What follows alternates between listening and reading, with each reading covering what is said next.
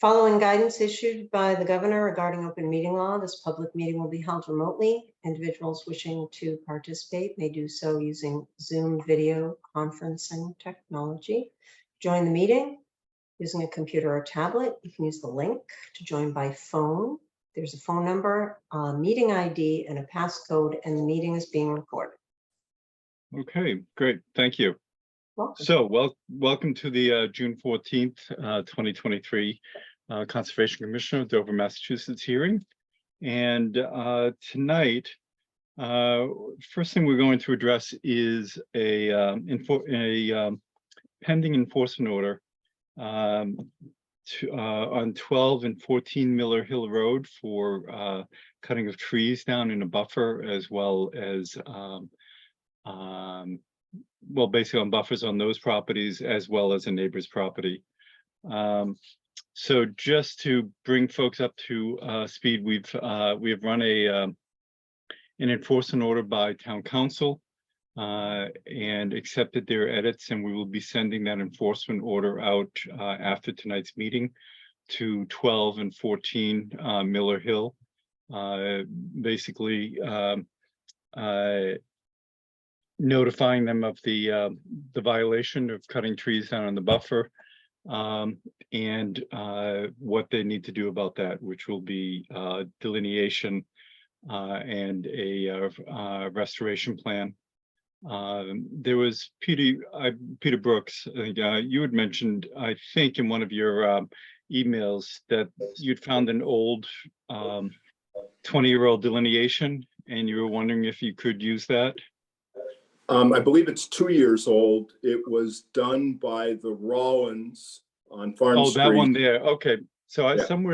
somewhere in the ensuing emails, and there have been a few, somebody had sent an email that showed those two lots when they were built back in 2003, I think, or 2002.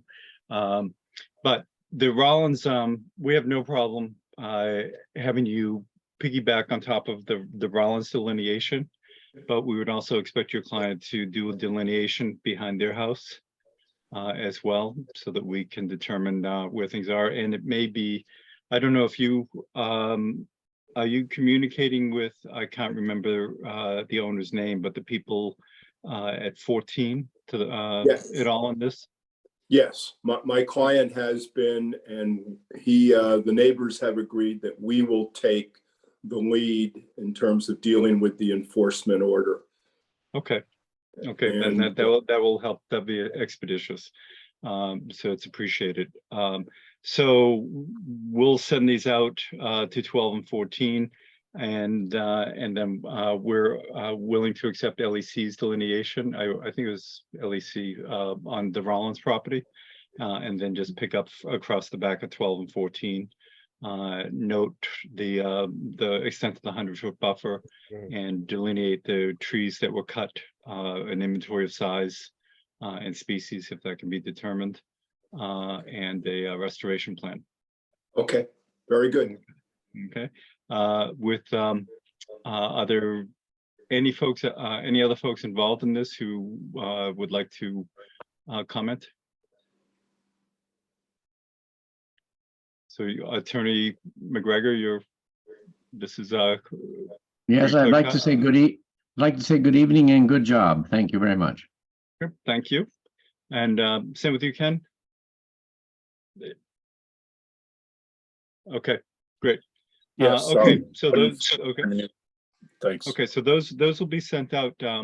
Let's see, Lori, will you be able to get those out tomorrow, or you'll need signatures, right? So they may not go out until till Monday. And I'll need then one. What's that? Oh, I'll just need one to send them out, and then you can ratify it. Oh, okay. So then they'll go out tomorrow then, and we can move forward expeditiously and take this as necessary. So Okay. Thank you very much, everyone, for arriving early. Thank you. Okay. John, could I just recommend that the commission take a vote on both those enforcement orders for the record? Well, I don't know. The commission hasn't seen them. I don't know if we need that. We can vote to, I thought we had voted to issue ones at the last meeting. Is that incorrect? That's incorrect, yeah. Okay, so I would entertain a motion to issue enforcement orders for violations of Wetlands Protection Act, as noted for several meetings relative to tree cutting in the buffer for 12 and 14 Miller Hill. Would So somebody- moved. Okay, Second. thank you. All in favor? Sarah, Aye. Tim, Aye. Anna? Aye. And I'm an aye as well.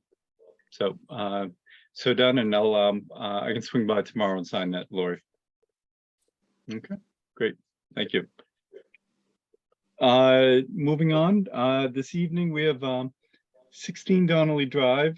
On the agenda, I don't see a, DEP, excuse me, a DEP number. Has that, Lori? Yes, it was issued, but it wasn't on the website, 144899. And Joyce had sent me an email on that. So thanks, Joyce. Sure. Is Okey-doke. 25 Miller Hill Road first? Let's see, Oh. where is 25 Miller Hill? I was trying to fit on one page. It's at the very top. It's an RDA. Right under where it says 730. Oh, okay, yeah, it's a different, it's Sorry about boldface. that. Yep, okay, got it. Then thank you, Joyce, for pointing that out. So why don't Janet, why don't you brief us on this? Okay, this is an RDA request for the removal of 8 large trees. Joyce indicated in her cover letter that the trees are overgrown in poor condition, and the applicant is concerned that when these trees fall due to continued decline or a storm event, they will damage the surrounding healthy trees. To put this in a little context, approximately last August, so not quite a year ago, we issued an enforcement order. The developer at the time had a number of significant trees removed within the 100-foot buffer that were not permitted or approved by the commission. We issued an enforcement order last August. Part of that was a restoration planting plan that was approved this last December. That has still not been implemented. The applicant's representative is asking, in light of these new additional tree removals, that they be permitted to remove these 8 large trees and then submit a schedule and a deadline for implementation of the restoration planting plan.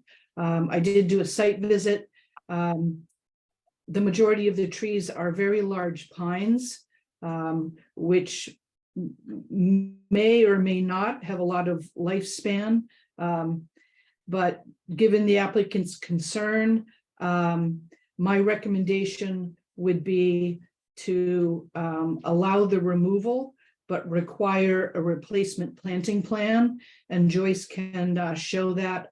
I had requested tree, shrub, and ground cover plantings, and I will say, I think the replacement planting plan could be enhanced. I would like to see more plantings than just 8 very small trees for the 8 large trees coming down.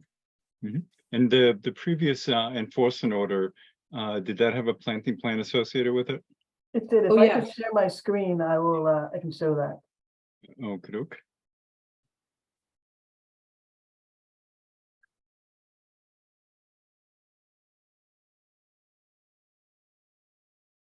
And Lori, is Joyce clear for that? Yes. Okay. All right, so the original planting plan is, the original plantings were in this area right here. The 8 trees that we're requesting for removal are the red, highlighted in red. And there is a crown cover here. So in this area, if you recall, there isn't, the crown cover is around this area here. So we were planting trees and shrubs to fill in this area. But when you get into this area, there is some crown cover, and planting shrubs wouldn't necessarily work out very well. But we were proposing to add some additional plantings, one for each tree. We're not looking to remove these trees because we're looking to expand anything or that they're in the way of construction.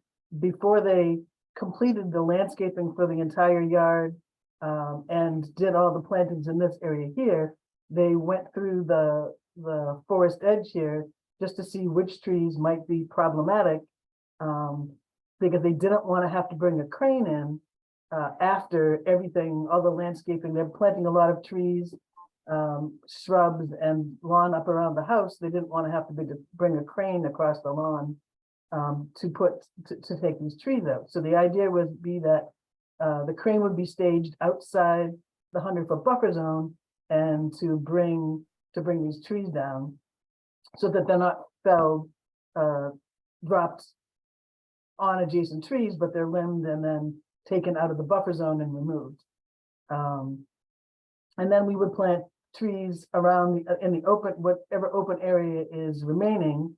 And then they would fall under the same monitoring program that we have for the under the enforcement order. And then after the idea would be they have a tree cutter that's available next week. The trees would be removed next week, and then the plantings would follow right after that. So the trees that I see in red, there seem to be a fair number of trees around them, but they're not, only a few of them have designations in terms of size. Can you help The us out ones there? that this one here is a proposed planting, just like these here. So all the Oh, I trees see. that are here are designated. Okay, So the ones that you just see that are black, we had a planting schedule that they could choose from. mhm. So we had a series of trees that they could pick from to replace the trees. So we just suggested locations for them. They will pick the species. We're looking for them to be native and to provide some variety. Can you move the plan back, please, so we can see? Okay, so then we're seeing the black dots are proposed, and then the labeled circles one- are trees that remain. Yes. Okay. And so And while it looks open here, it's there's a lot of it is, you don't stand out there and look up and see no cover. It's, there's a lot of cover out here and it runs all the way. Well, I didn't locate the trees up in this area here. So there is there's a lot of cover when you're looking up. So it's not open areas, even though you don't see a tree here. The crown cover maybe just isn't reaching out on my plan like it does when you're standing in the middle of the woods. so, and the restoration that we have from the existing enforcement order, can you refresh us in terms of what happened there? While we don't know what came down. When we went out there and walked the property, and I don't remember who was, I know Janet was out there. The earth has not been disturbed, and we saw, I think, 2 stumps, but because we couldn't document, GLM hadn't located the trees before they were out there. They were out there removing invasives. A lot of this was a very heavily landscaped property, but a lot of it had been overrun with invasives. So they were, while they were taking some of the, pulling the invasives out, some of them were trees that were underneath it. My understanding is, we didn't see, I think we only saw a couple of stumps out here, but we went with the density of replanting that we discussed in the meeting in December. So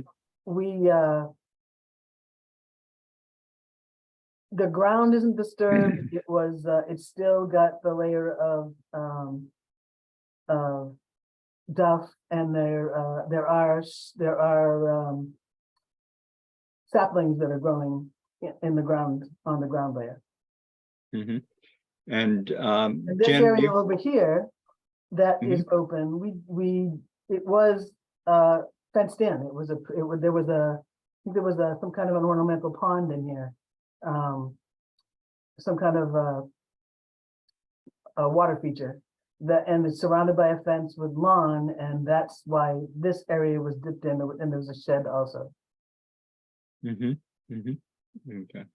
And are there any photos, eye level photos of No, I this? don't have any photos. Okay. This is the areas that we went over in December, and I didn't come with photos. No, I was thinking about the proposed area for the new ones. Janet, so you've been out to the site recently? Yes, Okay, and it looks like there's still well under the 50% guideline for the area. It that's looks like right. things are- Yeah, Joyce and I talked about that. I think both of us kind of eyeballed the area. And I think they are definitely under the 50. Yeah. And this is, are these like 70-foot plus pine trees or? A couple of them, yes. A couple of them are, yes. Have any of them topped off yet or? A couple of I think there's a couple in here that had broken off, Mhm. branches wise. A lot of them the branches are falling off, but nothing has fallen yet. Okay. So this is under an RDA that would then work in tandem with the enforcement order. We got a letter from I guess there's a Miller Hill Association. I didn't know, is Miller Hill a private road or? Yes, it I is. don't know the answer to that.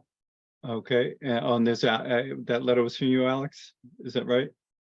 Yeah, I drafted it. It's from the association, but I drafted it on our behalf. Okay, so I've been out to the site before. Janet's been out there much more recently. It's very heavily treed out there. And we do have issues with pine trees that are all sort of coming up on the same age in terms of height and breaking off at tops and things of that nature. Can you, doesn't appear as if this, especially for pines in that area, that this would be that detrimental to things. Can you fill us in on your point of view, please? Yes, thank you. And this is the first time I've attended a meeting, so I'll just I'll tell you what we think, and you tell me where to begin and end. I think that while we felt like we didn't want to conflate the two issues, and we're not aware of a previous enforcement issue, that's great to hear. I will differ with the speaker just prior, who said that there were ornamental trees and they weren't sure what else was there. This was a heavily wooded lot that had probably 25 to 30 very large 100-foot oaks removed. It was a lot that looks very much like many or most of the lots on Miller Hill. So everyone, all the residents were aghast when this was happening, and it happened in 2 different rounds. And so I think that, and Joan Roth, who abuts the property to the south, has been dealing with, I believe, the Conservation Committee for the last year with complaints about erosion, mud, water, massive amounts of it running down the street. And there's a stream and a pond that has been affected. Her property has been affected. The reason that the Miller Hill Road Association feels that we have the right to or offer our opinion is that the association technically owns 25 feet from the center point of the road, out on either side of the road. And this has been affected. So I think there's been other things happening. The property still remains completely barren of all of those trees that were removed. Mhm. And I guess, quite frankly, this just seems totally absurd that more trees have been requested to be taken down. Quite frankly, everybody said we can't imagine where these trees are coming from at this point because of all the clear cutting that has happened over the last Mhm. year. So is the builder, the original builder who cut the lot, is he still involved? Does anybody know? This is Joan Ruff. The last time I communicated with him was at the end of April when it was a heavy rainstorm and there's been a lot of fill put on the property also. So it was muddy water was running across my property into the stream. Mhm. And I contacted him and they did, he came over and dug some trenches and they did put up some more erosion control. But as far as I can see, what they have there really is not sufficient for a lot with absolutely no trees and a lot of fill on a hill. In Mhm. addition to that, in the buffer zone, they've put Who's, up another who- drive. My name is who's Barry spe- Roth. Okay, I'm just trying, so, yeah, okay. I see no camera, I just had a disembodied voice. Sorry, Barry so Roth. you- In addition to cutting all the trees down, they've put in a second driveway that abuts the buffer zone. And I can't imagine that has any approval. In addition to that, when it rains heavily, it undercuts our front lawn, and I'm afraid it's going to undercut our new driveway. Mhm, mhm. And so I now have a better picture because I was my initial thought on this was I was thinking of a different lot entirely. So this lot had was in essence clear cut and accidentally clear cut into the wetlands last year. Is David Parrish still involved in this project, or is the homeowner here? No, the David landowner? Parrish is still involved. A lot of the work and the second driveway are outside the buffer zone. That's all Mhm. outside the 100-foot buffer zone. Mhm. They have had, I believe, 2 instances of erosion control issues. Again, outside the buffer zone, but affecting the roadway. So, and that they've had to deal with over the construction of the project. Well, and there's been no construction. I'm assuming they're still going over plans or something. Nothing's really. No, the house Was- is completed. Oh, okay, then that's what was the neighbor saying that made it seem like there was nothing going on. No, the house, no, well, the replanting or the landscaping has not been completed. The septic's installed, the house is, the interior may be under construction, but for the most part, it's well under construction. If So is not, there any stabilization on the front of the house? they have to- erosion control out there. I don't know that But there's the been no land- planting or no, it's anything? It's not completely stabilized. No, they've still got erosion control up around the limits of the project. Again, No, not no simple- planting whatsoever. Okay, thanks. So it's not completed. Again, Mm-hmm. the landscaping isn't completed, so that's something that they're going to be working on. That was all staged with, after we finished removing the trees, then they would work how to landscape their way out. Mhm. And do you have the letter, you had an arborist look at these trees? No, Oh, you didn't? So Nope. you had no arborist. So commissioners, please speak up if you have any thoughts on this, but so we have I mean, this was a pretty egregious, cutting. It's probably one of the additional lots that has the town looking at a tree cutting bylaw, and then a dip into oh, please forgive me, into the wetland area there. And it seems that these trees, if they go down, there's no house near them, there's no infrastructure or anything like that. I'm just curious if this isn't just a play to open up things a little bit more. is there an invasives management plan associated with this at all? With Associated anything with the- previous to this? No, no. Okay, because part of the excuse from the last time was, oh, all these trees were covered in invasives, and you know it was a good thing to do. There's a pond outside the border of this lot in the back there. It's very clear if anybody looked at Google Earth where you know that there was a wetland associated with this. So, Janet, can you Janet, can you help us out, given everything that the issues we've had with this lot?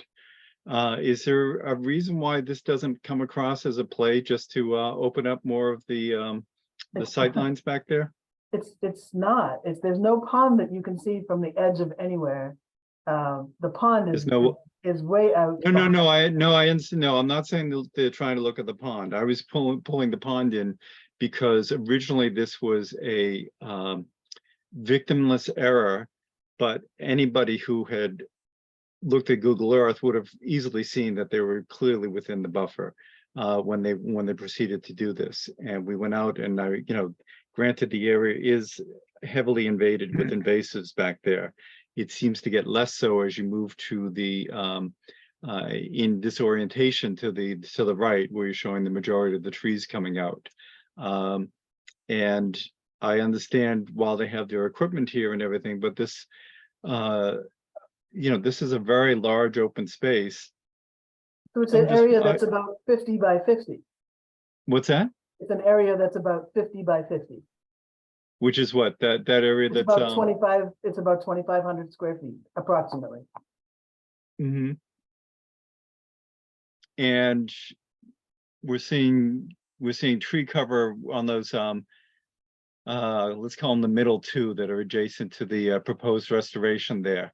Are there any other trees involved there? I don't see much there, so that looks like it would just sort of open up that canopy. Which, so there's trees outside the 100. No, move, if you move down towards the where the water feature was. Right here? Yeah, there was a fence and lawn right here. Right, and just stop, whoops, slow it down, take it down a little bit. Your cursor, those two trees down to the, you know, to the lower left of that. Are they the ones providing that canopy? No, there's So there are no other marked trees there in terms of the edge?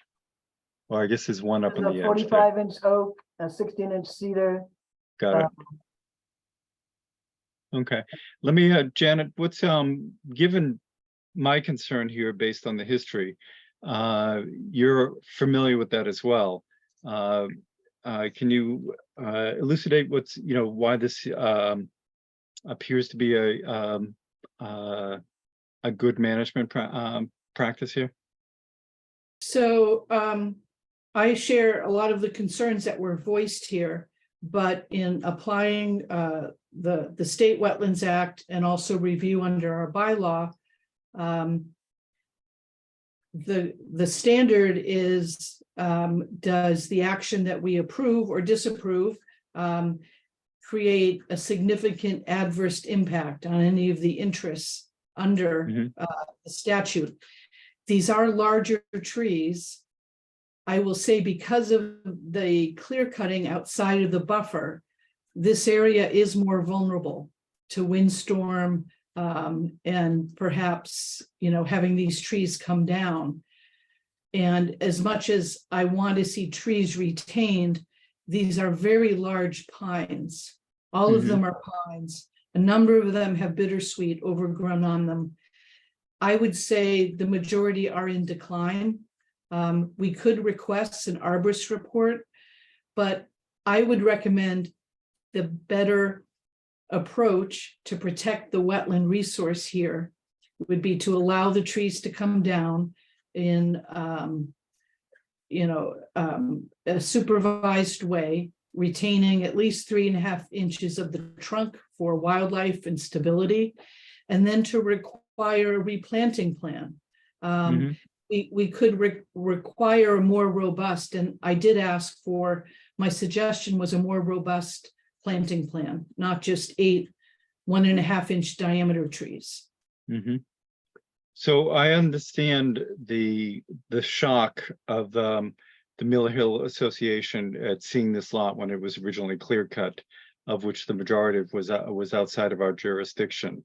And we're dealing with within our jurisdiction, which is still extremely heavily treed, and would remain so.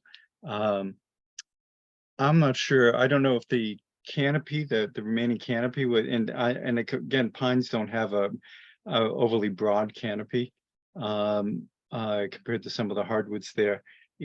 If these come down, Janet, is there still going to be a considerable canopy above?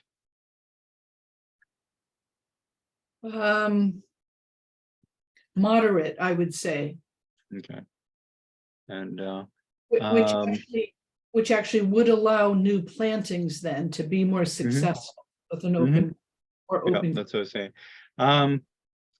And I think whether they were to go with 1.5 inches versus 2.5 inches, is that part of where you're leading with for the planting plan? I would say increase in the number, not the diameter, because the 1.5 inch will catch up pretty quickly. Mm-hmm. So if we did 2 for 1, I did a 1 to 1, if I did 2 to 1 throughout the area, as opposed to 1 to 1. Mm-hmm. Would that, Janet, would that be a better density? Are you talking 2 to 1 for every tree that you've cut down?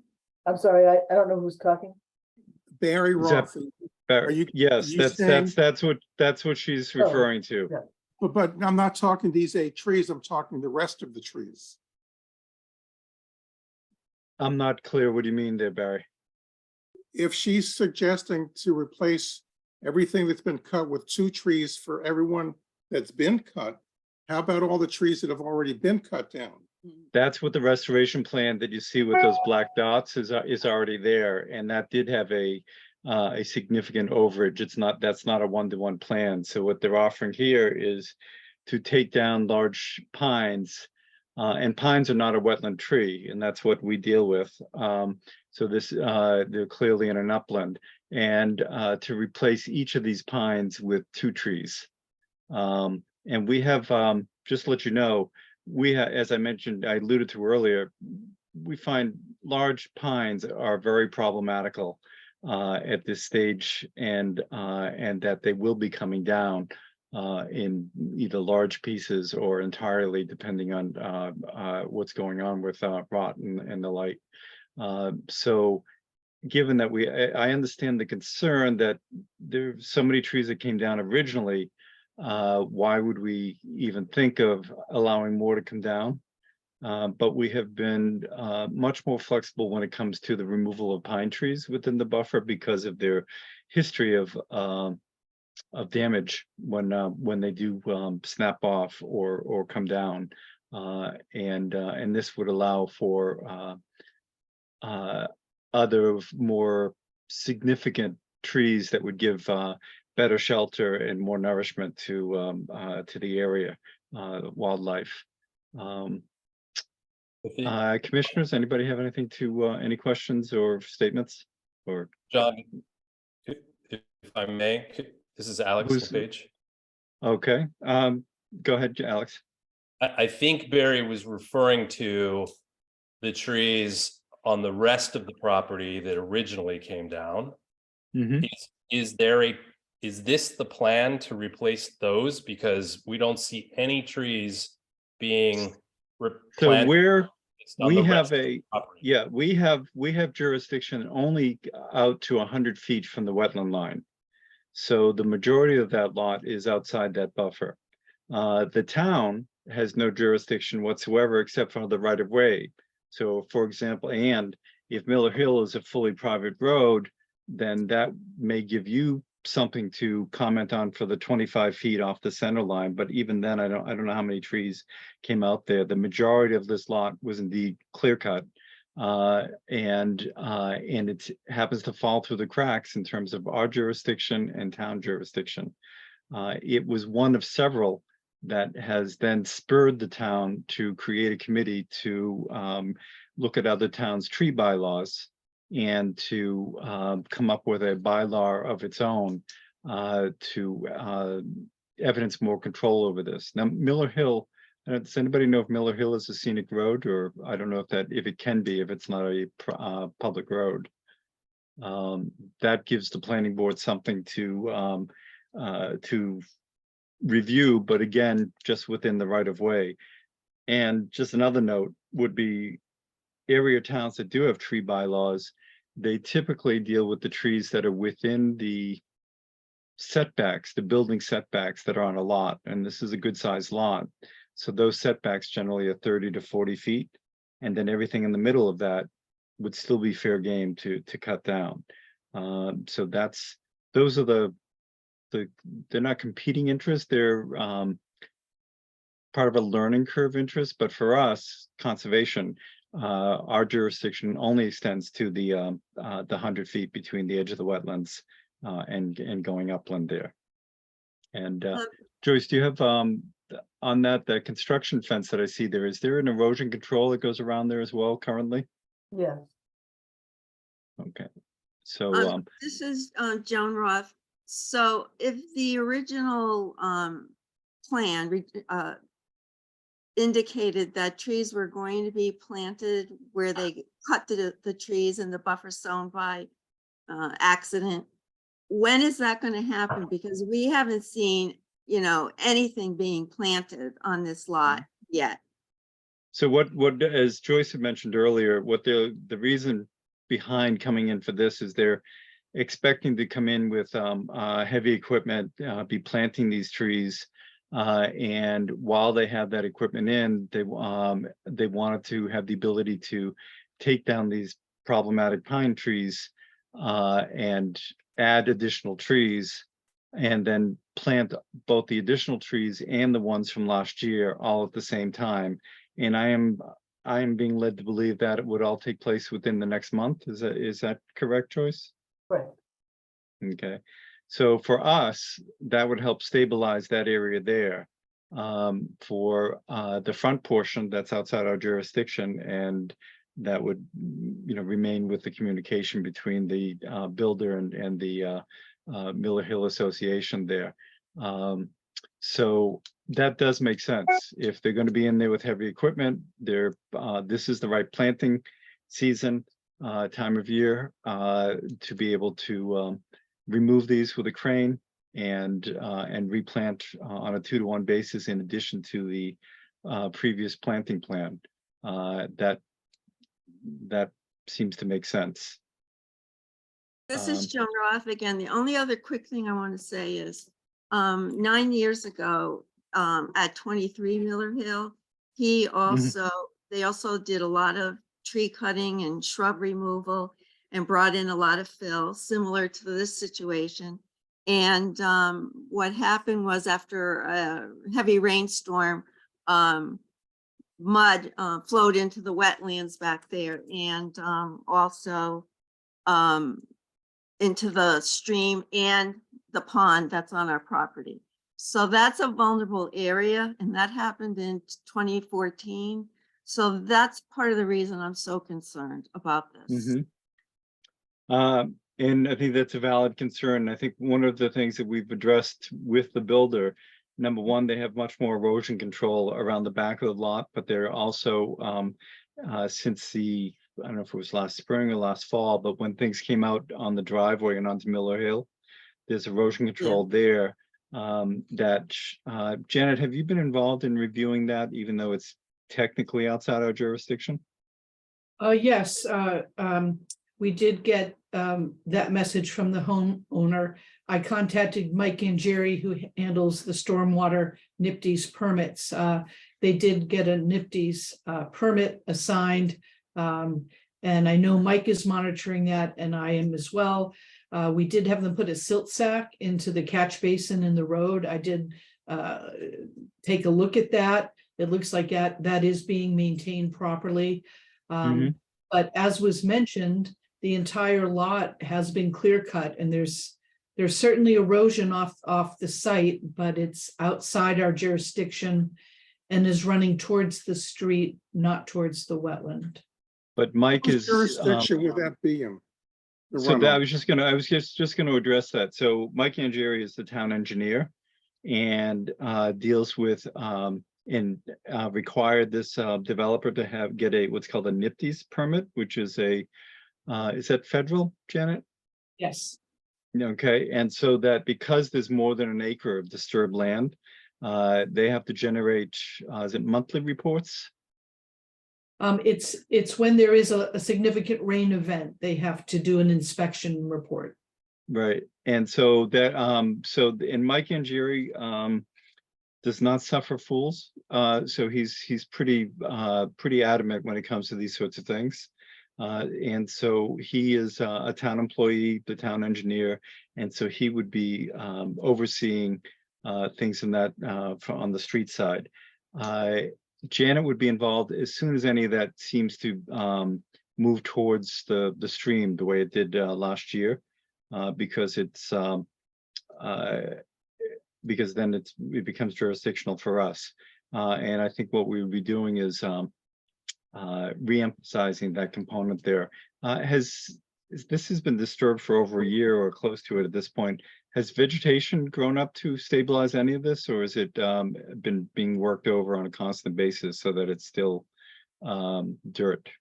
Well, the idea is that, no, a lot of it is not stable at all. And so the idea is that the final landscaping, this is the season, this is the beginning of that final landscaping to finish everything. So the Mr. Chairman, I just wanted to say that I'm experiencing some lightning and my screen is flickering. So if I lose you, I will find a way to come back. okay, great, thank you. So are there any commissioners who have anything to comment on here? Okay, so given what we One quick question. Yeah. I recall we ended up with the invasive species management plan here, or am I scrambling locations? Might be. Well, the question I had is, since the fallback excuse, what I recall was there were so many invasives there that they just kept cutting because they figured it was a better thing to do. But there was no invasives plan per se. And now I'm hearing that in essence, they want to take down some pine trees, which we have certainly allowed that in the past because of the mono age aspect of things, especially up along Farm Street. That was 100 years ago was all farms. So all these things have grown at the same time. But I raised the question because if you're going to continue falling back, telling us why, all the stuff that's covered with invasives and that how it damages things, whether some form of invasives plan would be appropriate to avoid having to cut things down in the future. Well, they have been going through and taking care of the bittersweet and cutting it, and keeping up with it. I didn't talk about the pine trees with the bittersweet on them. Janet mentioned their condition. These were chosen by the person who's handling their tree cutting as ones that are dangerous to the surrounding. They happen And it's to clear, have bittersweet on them. it's clear by the plan that you showed that there are not all, that these were spread out. It's not all the trees there. You're just No. looking for these particular pines. And as I said for Miller Hill folks, pines have been problematical for the town and for homeowners. And so we are more likely to allow that as long as that we still have plenty of trees left. I understand the sensitivity of having seen the majority of this lot cut and the shock, but that is being addressed by other parts of the town. And at some point from what I hear, the next year, there will be a proposed bylaw in front of town hall, a town meeting, to have some control over that. So in this situation, I understand the reasoning behind this. I also understand the fears and the concerns behind this. But I think I see the logic of allowing a crew to come in while they're getting ready to plant and the 2-to-1 restoration. I think is appropriate Are there any other questions from commissioners? Okay. We should just So, keep an eye on the invasives. So, John, That's all I'm thinking. yeah, John- and I think that the biggest thing, let me just finish. The biggest thing there is to keep an eye on, I see more of an issue with potential siltation coming off the front until they get things stabilized.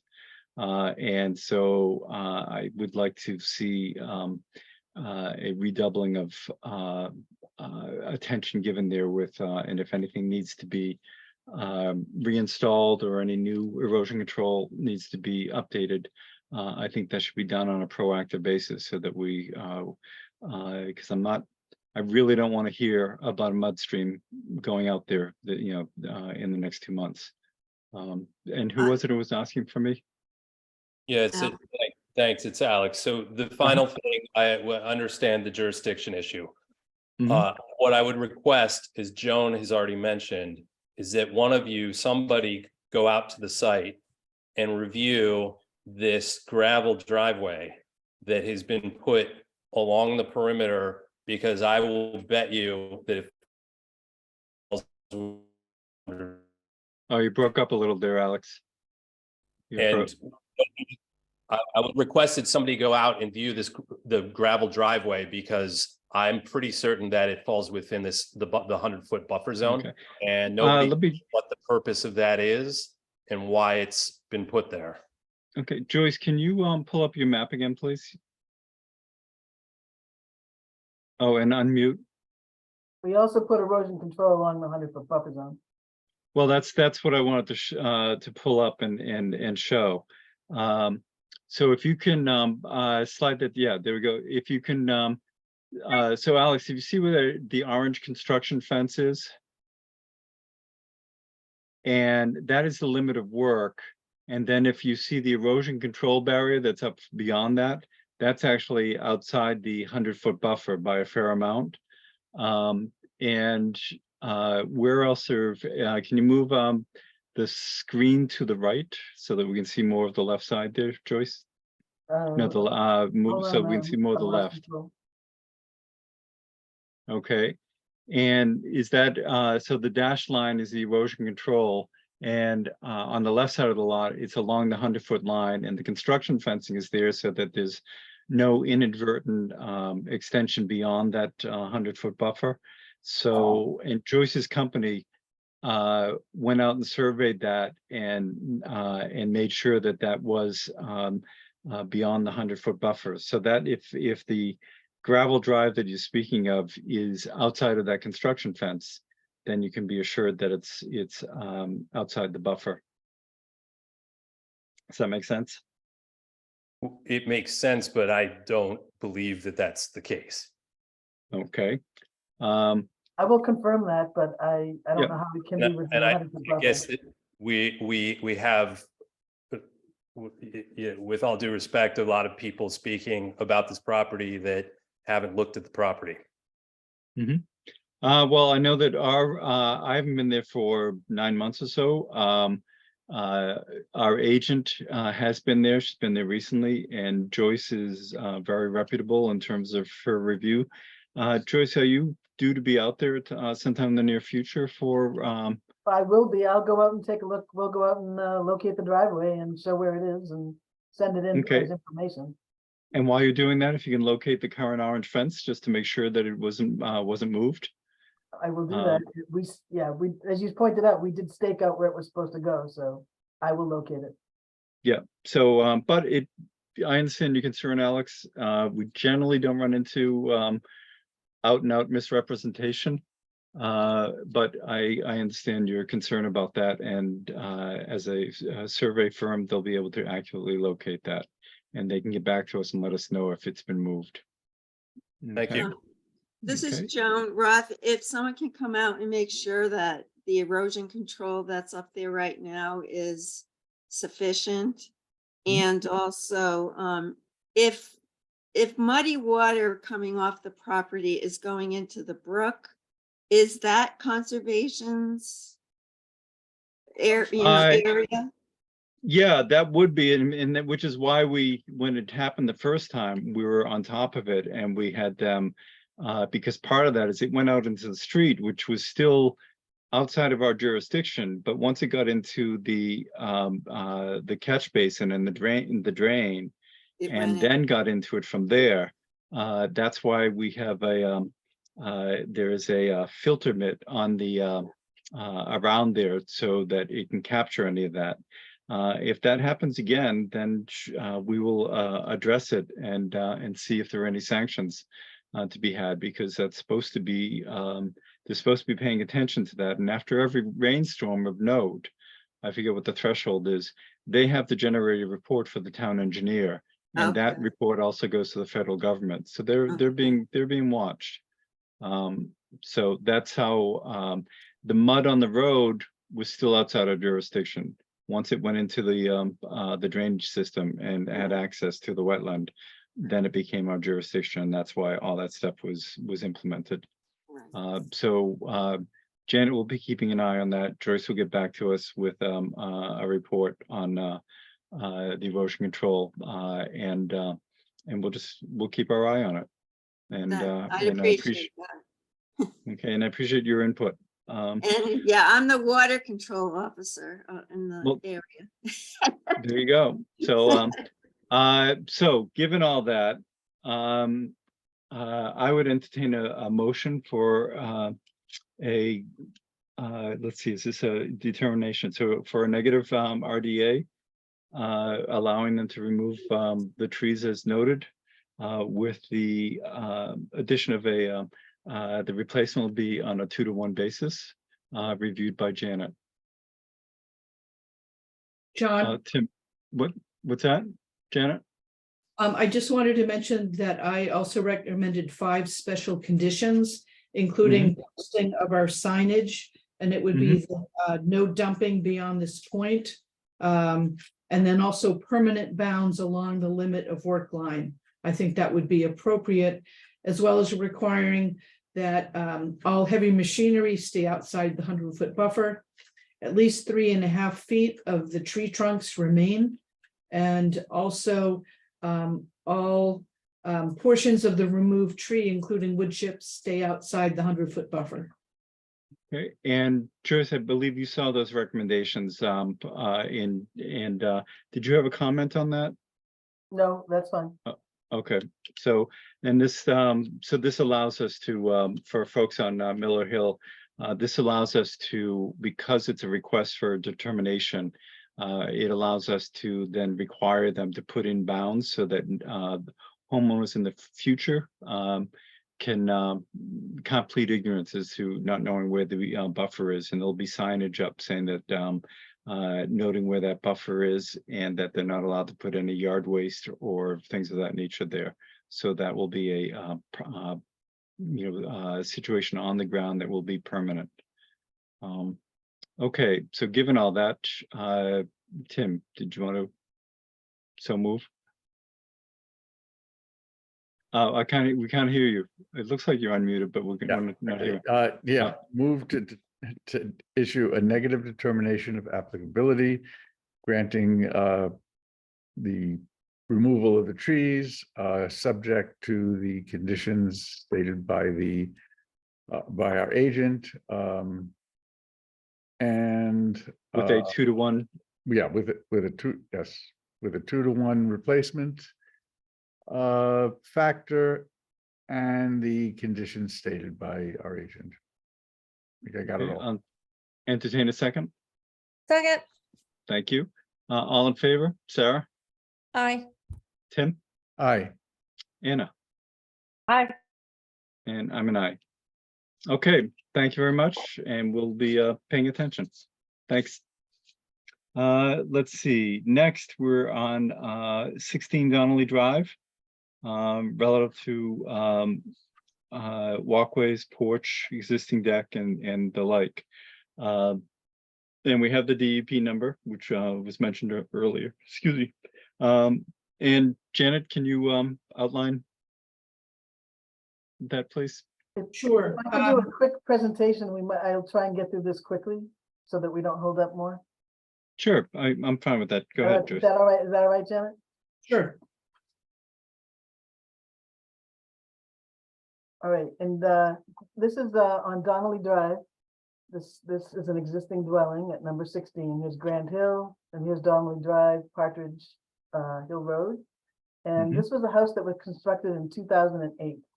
And it was originally constructed under the previous bylaw with a 25-foot no touch zone, 40-foot no structure zone. And it was tucked into, this is the old Donnelly Estate. This was an undeveloped lot in 2008. There's a pond out back. They had trenches that went through the area, and it had associated fingers, which set up our, well, now I'm showing the 50-foot and the 70. This is the existing house, driveway, and walkways.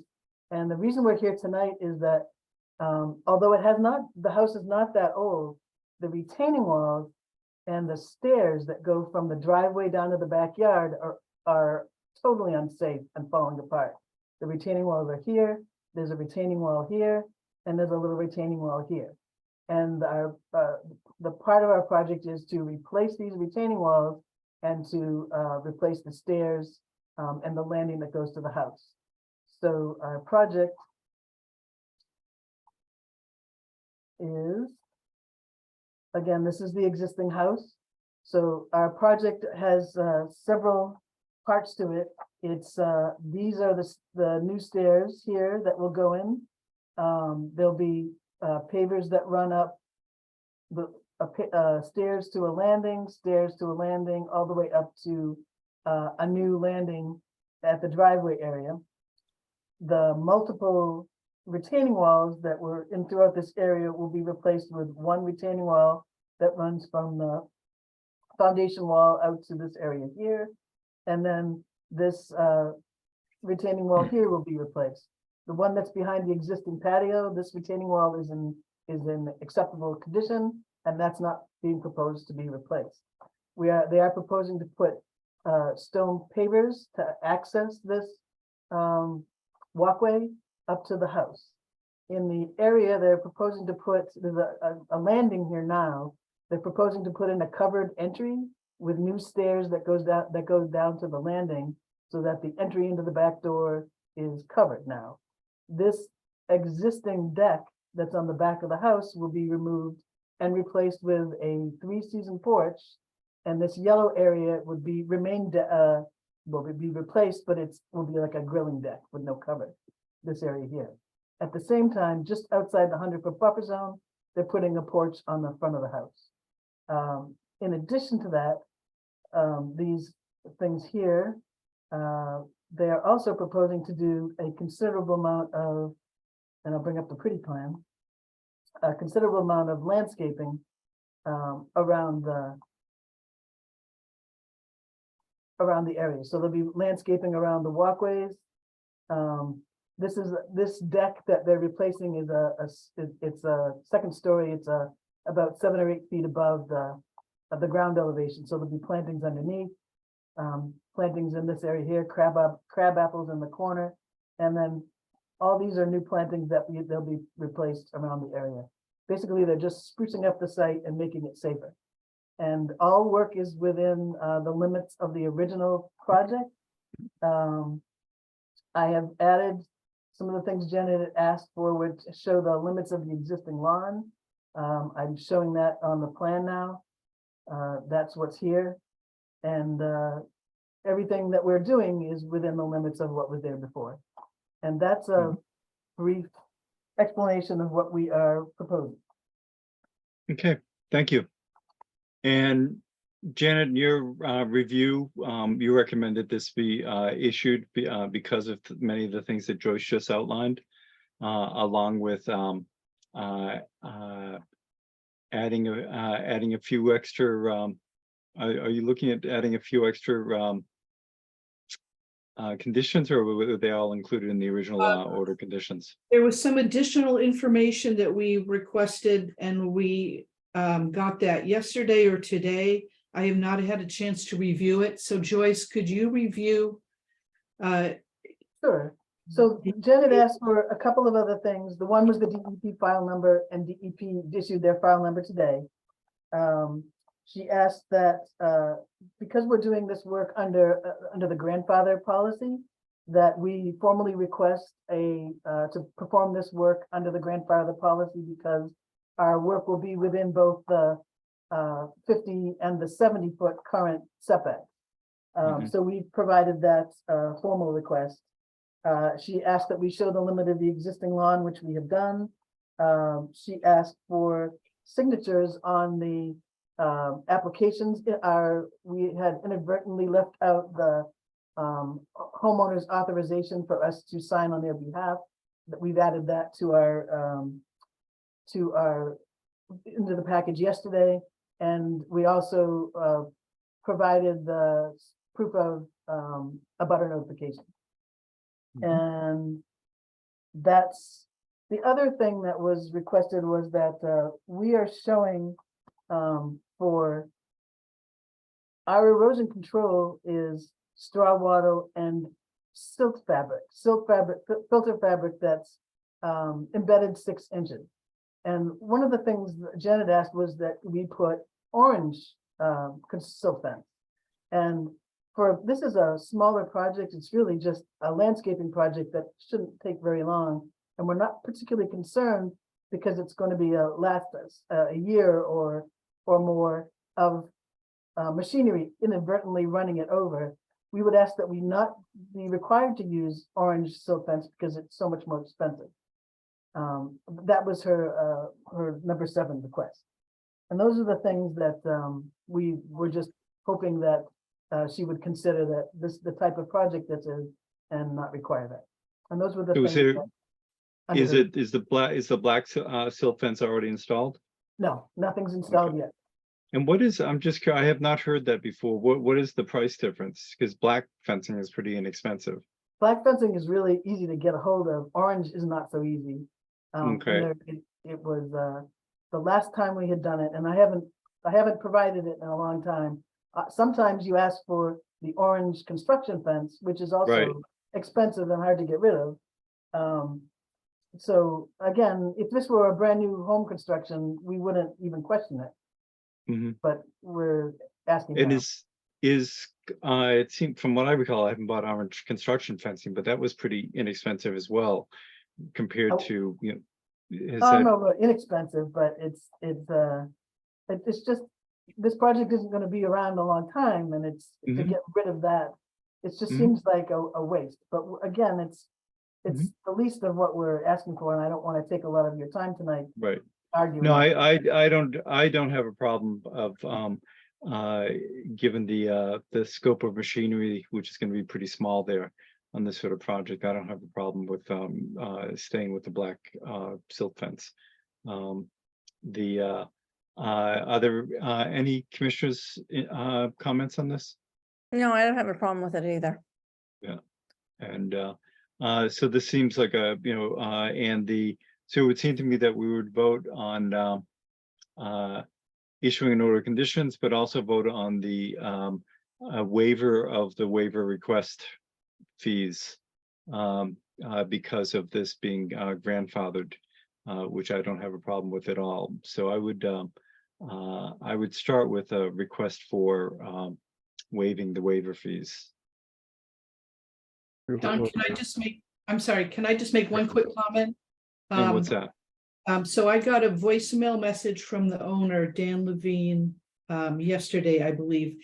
And he mentioned, and I'm not sure Joyce is aware of this, but he said he wanted us to be aware that the back patio may need to be replaced because of all the other work that's occurring. There's not a problem with that. There's not a change of footprint. But Joyce, if you could add a note, even just an email, asking that be included in the file, that the back patio may need to be removed and replaced as part of the project. I will do that.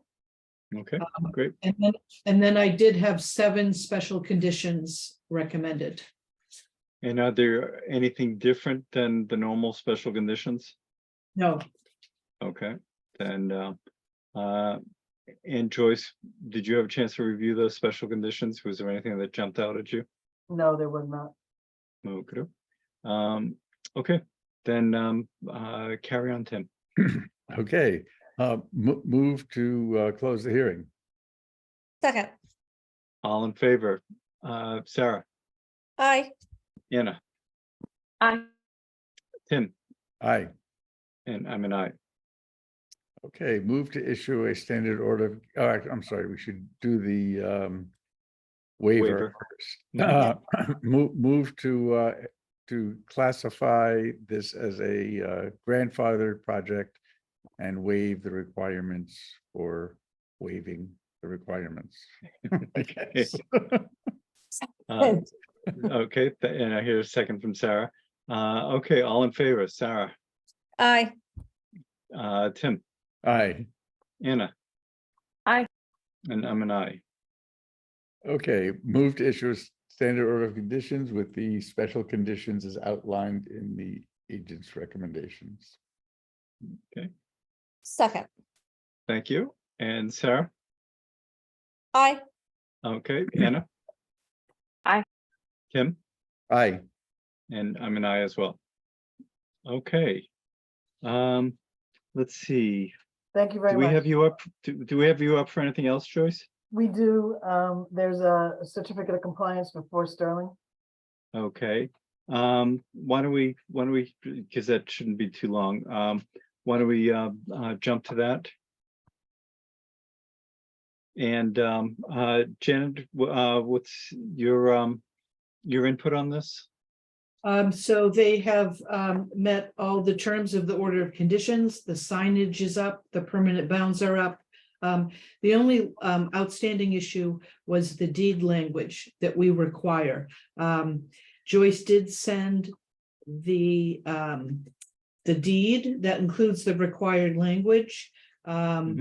And we do require proof of recording, but I would be comfortable if the commission, I'd recommend the commission vote to approve it. There's full compliance. I inspected the site. But that the certificate itself not be issued until we do receive proof of recording at the registry of the deed, the actual deed language. So this is a chicken and egg situation when it comes to new construction. Because the closing attorney may require an order of conditions for financing purposes and the like. I think if we have the proposed deed, I think it will make things go much smoother there, and then we can and then they can send us proof of recording after the fact. I think holding up a certificate just may make the closing a little bit more problematical. Do people see where I'm coming from on that? So so I'm glad that you were able to vet the deed. Normally they don't rewrite that again, and we should get and we should Joyce, if you just make sure we get a copy of that deed once it is. Do you know when they're closing? Tomorrow. Okay. Oof. So Always. given that, so I'm willing to, I just find that when it comes to new construction deeds, one thing has to happen after another. So I'll entertain a motion to grant the COC. Yes, move to. Do we, for COC, do we, there's no closing. No, of no, hearing. you don't have to close the hearing. Yeah. I'm sorry, what's the address? 4 Sterling Drive. It's number 4 9. Sterling. Thank you. 4 Sterling Drive. Move to issue a certificate of compliance for 4 Sterling Drive. Second. Thank you. All in favor, Sarah, Aye. Tim, Aye. Anna? Aye. And I'm an aye. Okay, Thank you very great. much.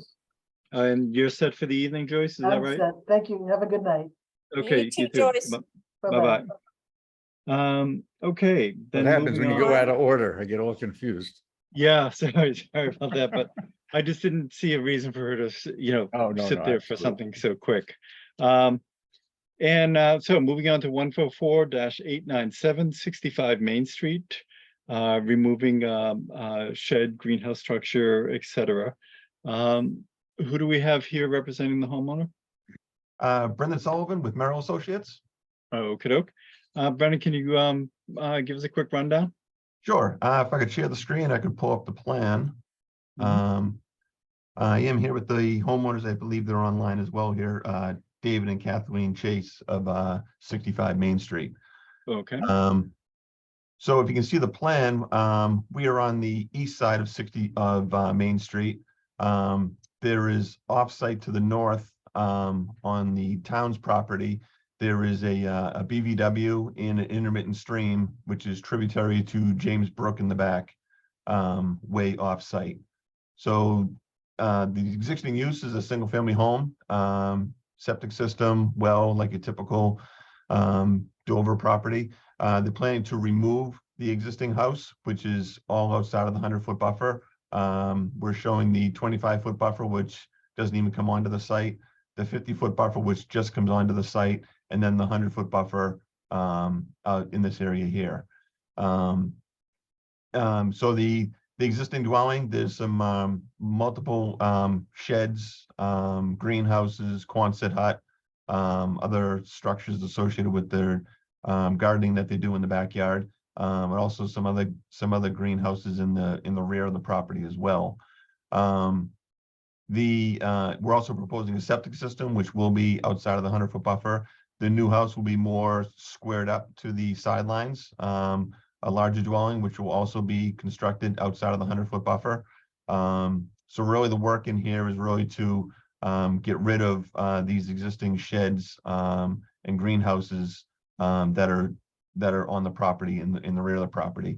There will be some fill brought in to bring the new house will be raised approximately 3 feet in height from the existing first floor. The existing first floor is about 118. We're bringing the first floor up to about 121. And so in the back, right now it's kind of a step down to go in the backyard. They want a level area in the backyard. So there'll be some fill brought in once these structures are removed. There's approximately almost 1,000 square feet of structures that we're removing within the 100-foot buffer, and no proposed structures in the 100-foot buffer. And I think that's about it. okay, thank you. Janet, your review? Yeah, so this is really, I'd say, de minimis work. And it's going to result actually in a decrease of impervious surface of 940 square feet. So that's a positive thing. I did have a couple of kind of small issues that I did want to go over with the applicant's representative. The first one, I do know we've received proof of mailing. The second was, we did get the delineation, but it's not in the format that we require, which is the DEP field data forms. So I would like to have that information in that format. Yeah, we can get that. Great. Also, it would be, I think, to everyone's interest to clearly show the entire length of the existing limit of lawn. And then as I showed in my picture, even though portions of the 50-foot no disturb have been disturbed and had been lawn, when I was out there for my site inspection, there clearly had been some vegetative clearing. The lot is very level, so I saw no impact, but just a reminder, Brendan, if you can just remind the homeowner that there really shouldn't be any work within that the buffer zone until the permit's issued. I did want to see a revised site plan showing compost sock, silt fence, and then our standard orange construction fencing in front. So we do need a revised site plan. And that was it. If the commission's comfortable approving this subject to submittal of a revised plan before they receive that, I think that would be reasonable, but that would be at your discretion. And then I do have our standard, in addition to our standard conditions, 7 special conditions, including our 2 signage and our permanent bounce. Okay, and I'm just because on my screen it's sort of small. What's the red line signifies what? The red line is the siltation fence. Oh, it is. Okay, great. Yep. So that is the siltation fence. So it goes around the grading, taking down the existing structures, and then bows out a little bit towards the 100-foot buffer in this area here, and then goes back around the gardens and the greenhouses in the back, and then goes around the proposed septic system in the rear of the property. Okay. Okay, so that's the proposed septic. Yes. Where's the current septic? It's in the back of the house in this area back in here. Got it. Um, Okay. So. I don't have a problem with that. Did you have a start date set up already, or? No, we haven't as of yet. We have to submit for, I didn't know if there was any additional comments to this, but we do have to submit for the Board of Health for the septic system. That's Okay. probably gonna be like this week, so, but no, we're, Okay. So given all that, and it's gonna be a little, I could see, why don't you go ahead and make the changes that Janet was asking, and then we just have you on the agenda for 2 weeks from now. And once we have those in hand, so it doesn't look like that would be holding you up. okay, sure, Okay. that would be And great. we'll So Janet, just one question for Janet. So you asked to delineate the extent of the lawn on the property? To show on the site plan, the existing limit of lawn, that's right, not delineate it, but show it on the plan.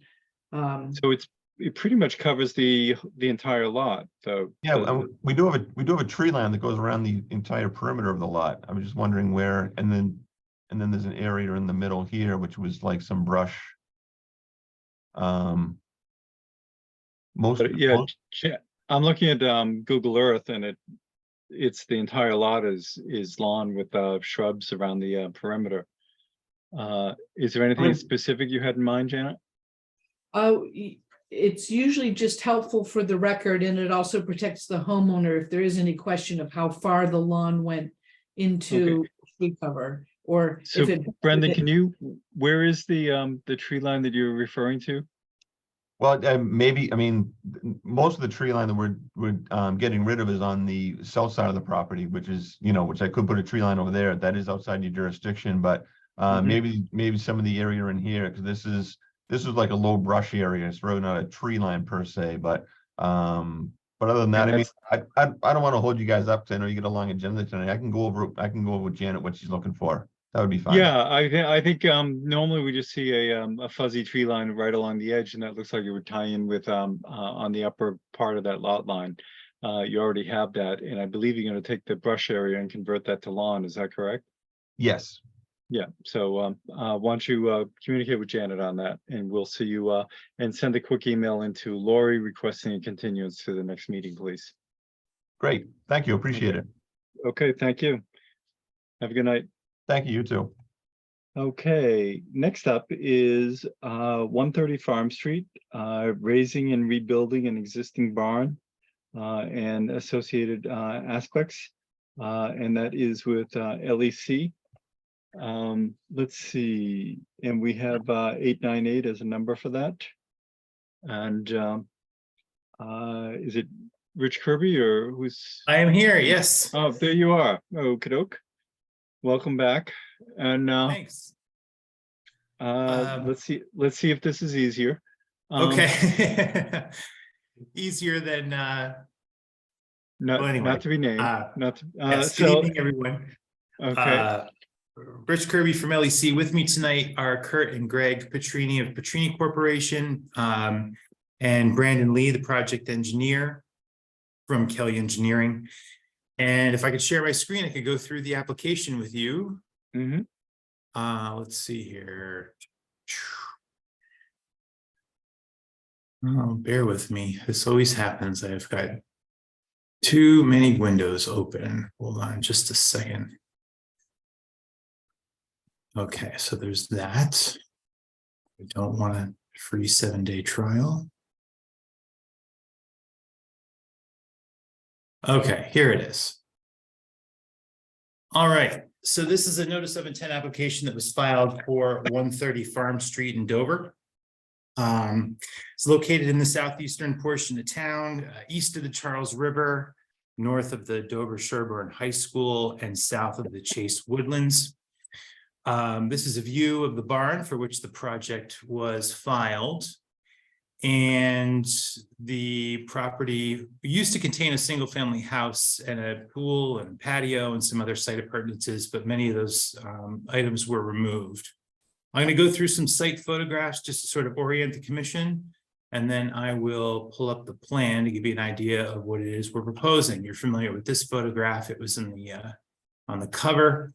This is a easterly view of the barn from an adjacent pasture area. That's the barn that's going to be torn down and rebuilt. This is a view of the driveway that extends from Farm Street. You can see the barn here in the distance. And then back here, this is a single family house that was removed. We have some forested uplands on the property along with some pastures. We're not located within rare species habitat or the floodplain. Bordering vegetated wetlands occur throughout the site, largely within the extending into the pasture areas. And here you can see a sort of wooded bordering vegetated wetlands with the transitioning into the pasture. Getting into the proposed plan. Oh, here's an aerial image to sort of orient the commission. This is the driveway that comes in. This is the barn here that we're going to tear down and rebuild. This is the house that was removed. And we'll go down to the plans.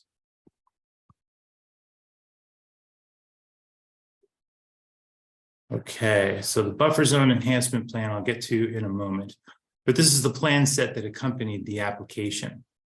This plan shows the existing conditions. Again, here's Farm Street down here.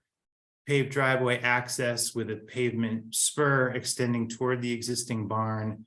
The gravel hatch that you see here is gravel areas.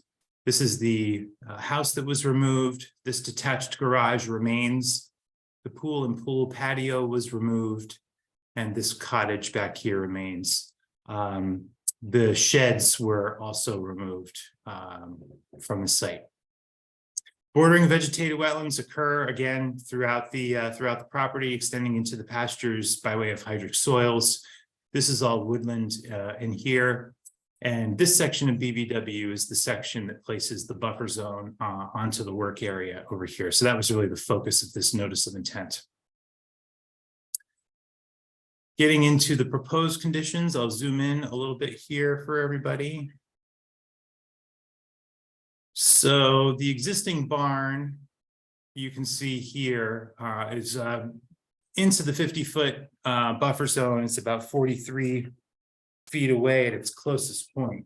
We're proposing to tear that down, build a new barn that's 70 feet away, 71 feet technically, from the wetland boundary at its closest point. And we're going to be reducing impervious area. That pavement spur that you saw in the existing conditions plan, that's going to be removed and converted to gravel.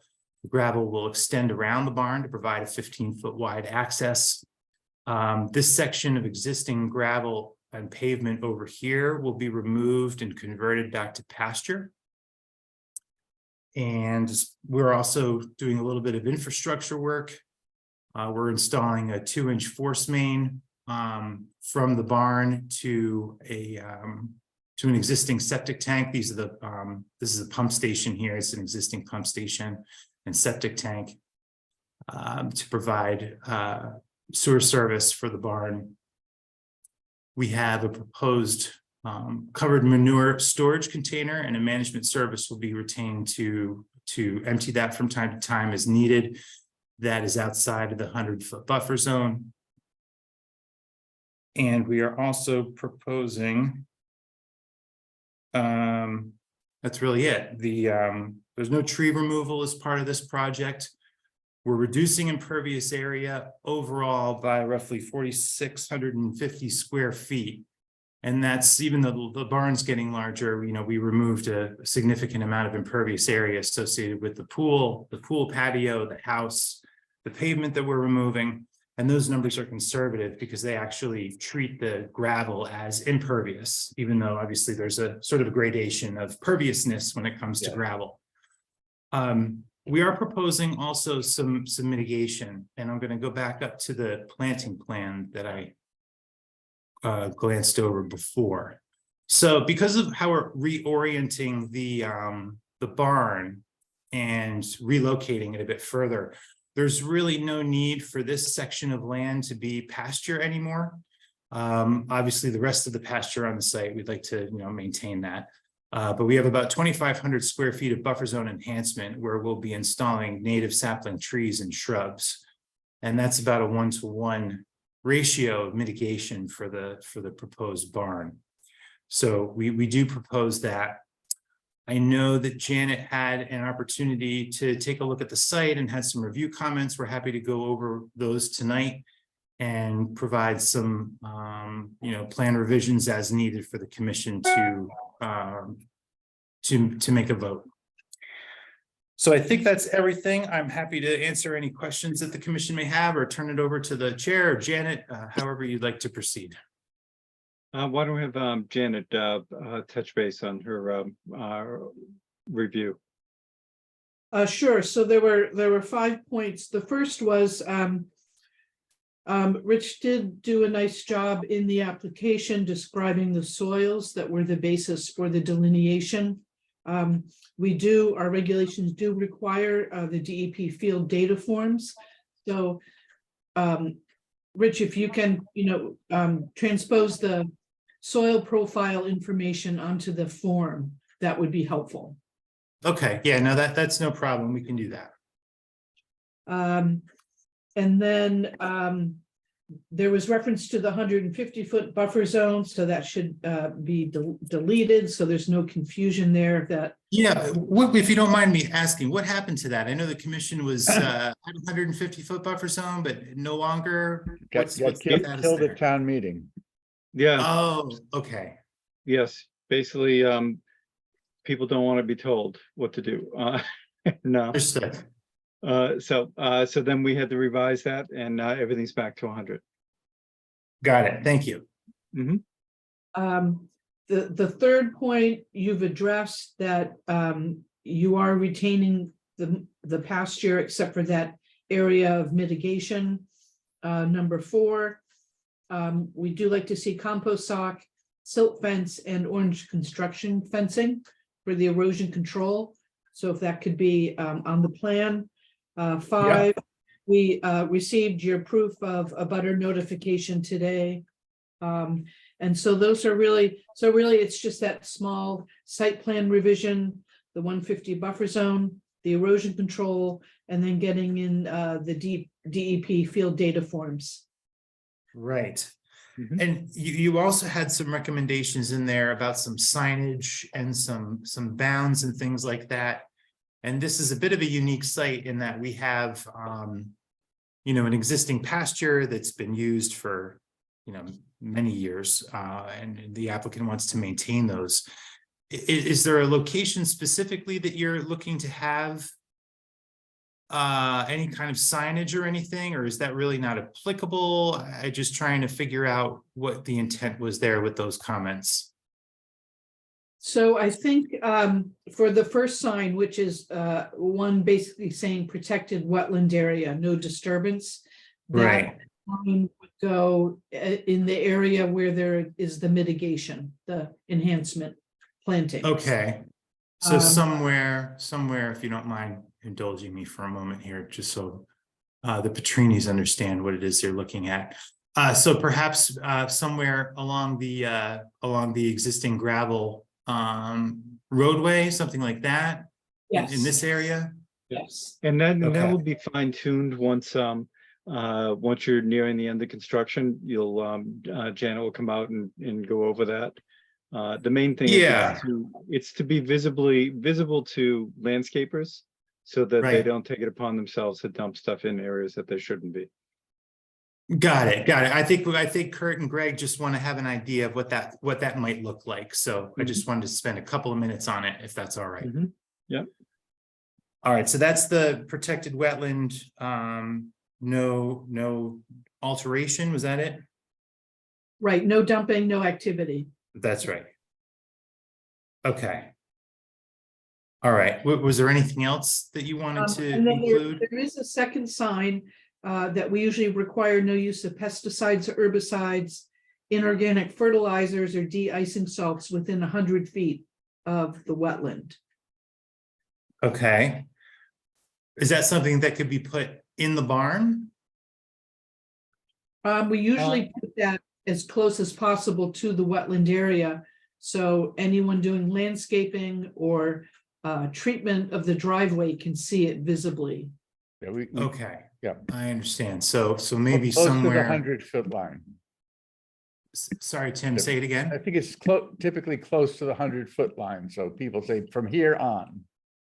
Okay, Kind of. And again, you have a little bit of linear footage there. Yeah. It's always a matter of getting the balance between something that somebody will actually see versus something that the homeowners would prefer not to see. Okay. No, and we're aware of that, but it's, it's a standard. Is it 18 by 24, Janet? What's the size? 8.5 by 11, a piece of paper. Oh, well, so it's, so gives you an Okay. idea there. Okay. and then was there anything else, Janet, in terms of, signage or anything?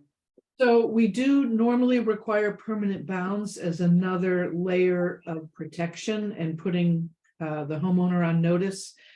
But I'm thinking this site really doesn't lend itself to that because of the disturbance. So I think we could delete that special condition if the commission is comfortable with that. Fine. Okay, Yeah, All I right, think, good. because you'd rather not have horses tripping over it. Right. So, well, that's what we were thinking, yeah. yes. Mhm. Okay, And we figure paddocks are usually pretty clear cut in terms of what you're Right. supposed to do. right. Mhm. So, Okay, All right, good. and- Well, this- I wanted to say that I appreciate your pointing out, I mean, we often hear people talk about gravel. And they don't have no idea what that really means. They don't understand the difference between stone and gravel. That's right, that's right. And Gravel one is person's, pretty much impervious. If you, over time, especially if it has the stone dust mix in with it, oftentimes you'll say, you order gravel and you get dense grade. Right? Right. You're never getting washed stone to put down for your Mhm. driveway. I mean, crusher run turns into something concrete-like. Yeah, Right. yeah. So, Okay, then, any other questions, Rich? I don't think so.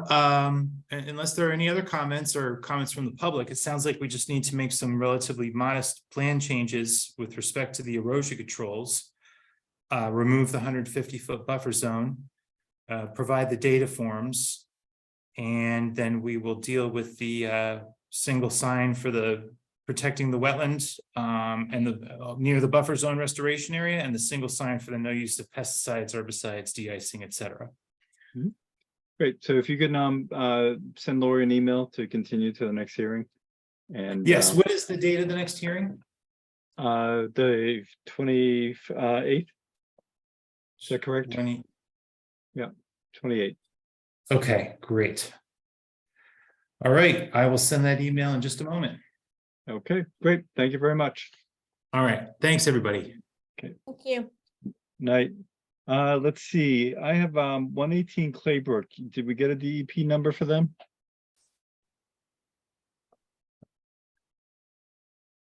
I Anybody? did not see, I did not, it wasn't on. No, we don't.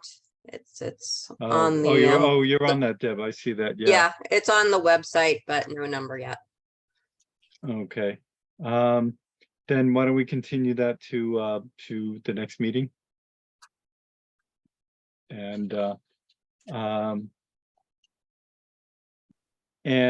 don't we move on to Oh, so you don't want to, no, typically we don't open hearings if we don't have the DEP number.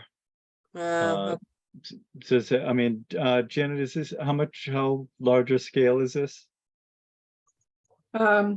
It's not a significant amount of work and it's all in disturbed area. But I mean, we could open the hearing, we just can't close and vote. Right. But we could Okay, have. yeah. Yeah. Okay, well then, since we have you, Deb, for for two aspects here tonight. Then why don't we open the hearing? You can fill us in on what the scope of the project is. Okay, And great. we'll address any questions and take it from there. Okay. why don't So you go I'm ahead. here with the owner, Peter Alden.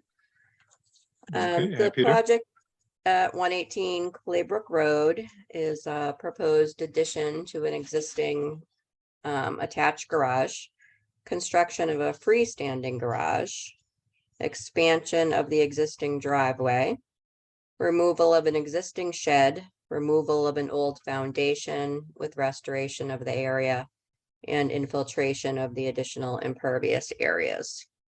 The work's located within the 100-foot buffer zone to bordering vegetated wetlands associated with Trout Brook. It's also within the 200-foot riverfront area to Trout Brook. So the delineation includes the small area of bordering vegetated wetland and the mean annual high water line of Trout Brook. Can you share your screen with us? Let's see.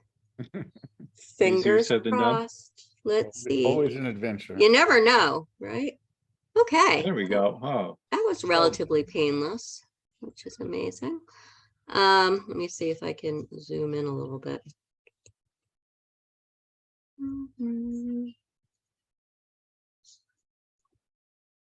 oh yeah, there's a plus and minus up Oh, there. there it is. It was hidden. Okay. All right. So, and of course my dog decides to join in. So the property is it has an existing single family house. The property is about 3 acres in size. The house is almost 5,000 square feet, constructed in 1961. It has an attached 2-car garage, driveway, landscaping, utilities. It's kind of located on a peninsula of land, which is adjacent to the Bartlett Pines Conservation Area and across the street from the Claybrook Road Conservation Area. It slopes pretty steeply on all sides, down to the bordering vegetated wetlands and to Trout Brook. I completed the delineations back in November. So as I mentioned, the proposed work is the construction of a 208 square foot addition to the existing garage, which is over in this area. A 576 square foot freestanding garage, which is over here. And they would need to expand the existing driveway by approximately 455 square feet, which is over here. They're also going to be removing the existing shed, which is located kind of in this footprint of the proposed garage. And there's also some old foundation debris located in the area right behind the proposed garage. So let's see, they're going to have to remove 3 trees as shown on the plan in order to put in the proposed garage, 1 off to the side and 2 within the footprint. One's a 6-inch, one's a 9-inch, and the one outside is a 27-inch. Let's see. So as I mentioned, the work is in the riverfront area. But it is below the 10% threshold requiring mitigation or restoration. But we are proposing that in the area of the removal of the old foundation. Let's see, and we're also asking for the grandfathering policy. The project couldn't be reconfigured to keep it outside the 50-foot no disturb and the 70-foot structure setback, because the uses are for the garage, part of which is an addition to the existing garage and a proposed garage off the existing driveway. So we are planning to put a trench drain around the perimeter of the project to infiltrate the additional impervious area. And we would have to relocate a gas tank and a generator that's existing on the side of the existing garage. And would So they that- just go out to the backside of that wall? That's the how it existing- appears, yes, Mhm, right. mhm. So that is the project. If you have any questions. So when you're mentioning removing foundation debris, or what's that from, or any idea? Are you taking down Peter, you might something? be able to speak more to that. He knows the history of the property. Oh, can you unmute Peter?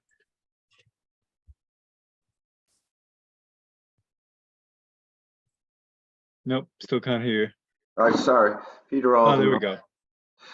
Yeah, the disturbances in the ground are excavations in the foundation from the original brick-making factory that was on Claybrook Road. And the excavations were to obtain the clay in which they used to make the bricks that went into a lot of houses in Dover back in the early 1800s. And so there is a big depression in that area that needs to be leveled off. But other than that, and some of the old remnants of the foundation are still there. Okay. And Janet, well, let's see, Deb, is there anything else you want to present? No, I think that about covers it from our end. Okay. And Janet, can you fill us in on your review? Yeah, this is very straightforward. I didn't have any particular comments that haven't been addressed except for the DEP file number. And then also, Deb, the affidavit of service notification did not include the date of notice. So if we can get that, if you can get that It copy. didn't, oh, I just filled it out today and sent Oh, it over. You sent it over today. Oh, I probably didn't. Yes, I sent over the certified butters information and both of the forms you were looking for. Okay, I think I did see that, but the affidavit of service still left, it didn't specify the date. Oh, okay, I'll take a look at it. Okay, thank you. Sure. Okay. Commissioners, any comments? And I don't know if there are any abutters or any residents, any comments? Oh, that's interesting sound. Anyway, okay, then Deb, why don't you do that and I send in just a, noticed I actually put the date next to my signature, as to that being the date that they were sent out. is that adequate, Janet, for you, or is there a different place you'd like to see it? Yeah, there's a specific place at the top and it's Okay. yellow. Yeah, if you can just add that there. Okay. Okay. Great. Then if you can just do a quick email to Lori to have this on the next agenda so that once we get the number, we can move forward on it. Sure. Okay. Great. Then thank you very much. And we will move on to an amendment for to an existing order of conditions for 4 Haven Terrace. And so I think most of the commissioners have. Yeah, I'm Okay. definitely working on that. Yeah, so All right. most of the commissioners are familiar with this. And they're looking for some, I'm trying to think, I'm at a loss for words right at this time, Well, but Anna's probably the only one that is not familiar with this. oh, okay. And can I So- just ask a quick question? So the guidance that Janet had was that you weren't gonna be able to open and discuss this because of the abutter notification issue. Oh, good point, but So I just was wondering if that was still the case or, well, I think that's, so it looks like something got checked off and abutters within 100 feet were notified as opposed to 300. Is that correct? Yeah, unfortunately, when Artie requested it, he forgot it was 300 for conservation, so. Okay, so yeah, technically, because we know that there are people who are interested in this in the neighborhood, but I think not so much this, compared to some of the other adjoining properties historically.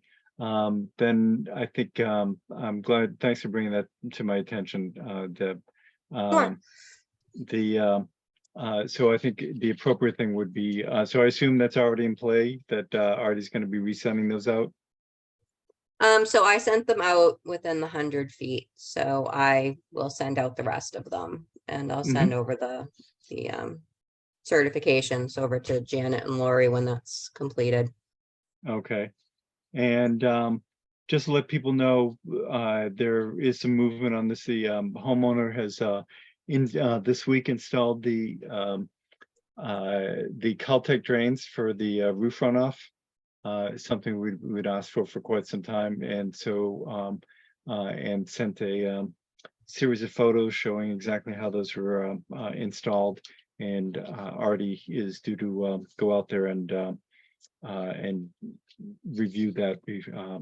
Actually, did I see Dewald is did Artie make it out? Did he give you permission to backfill?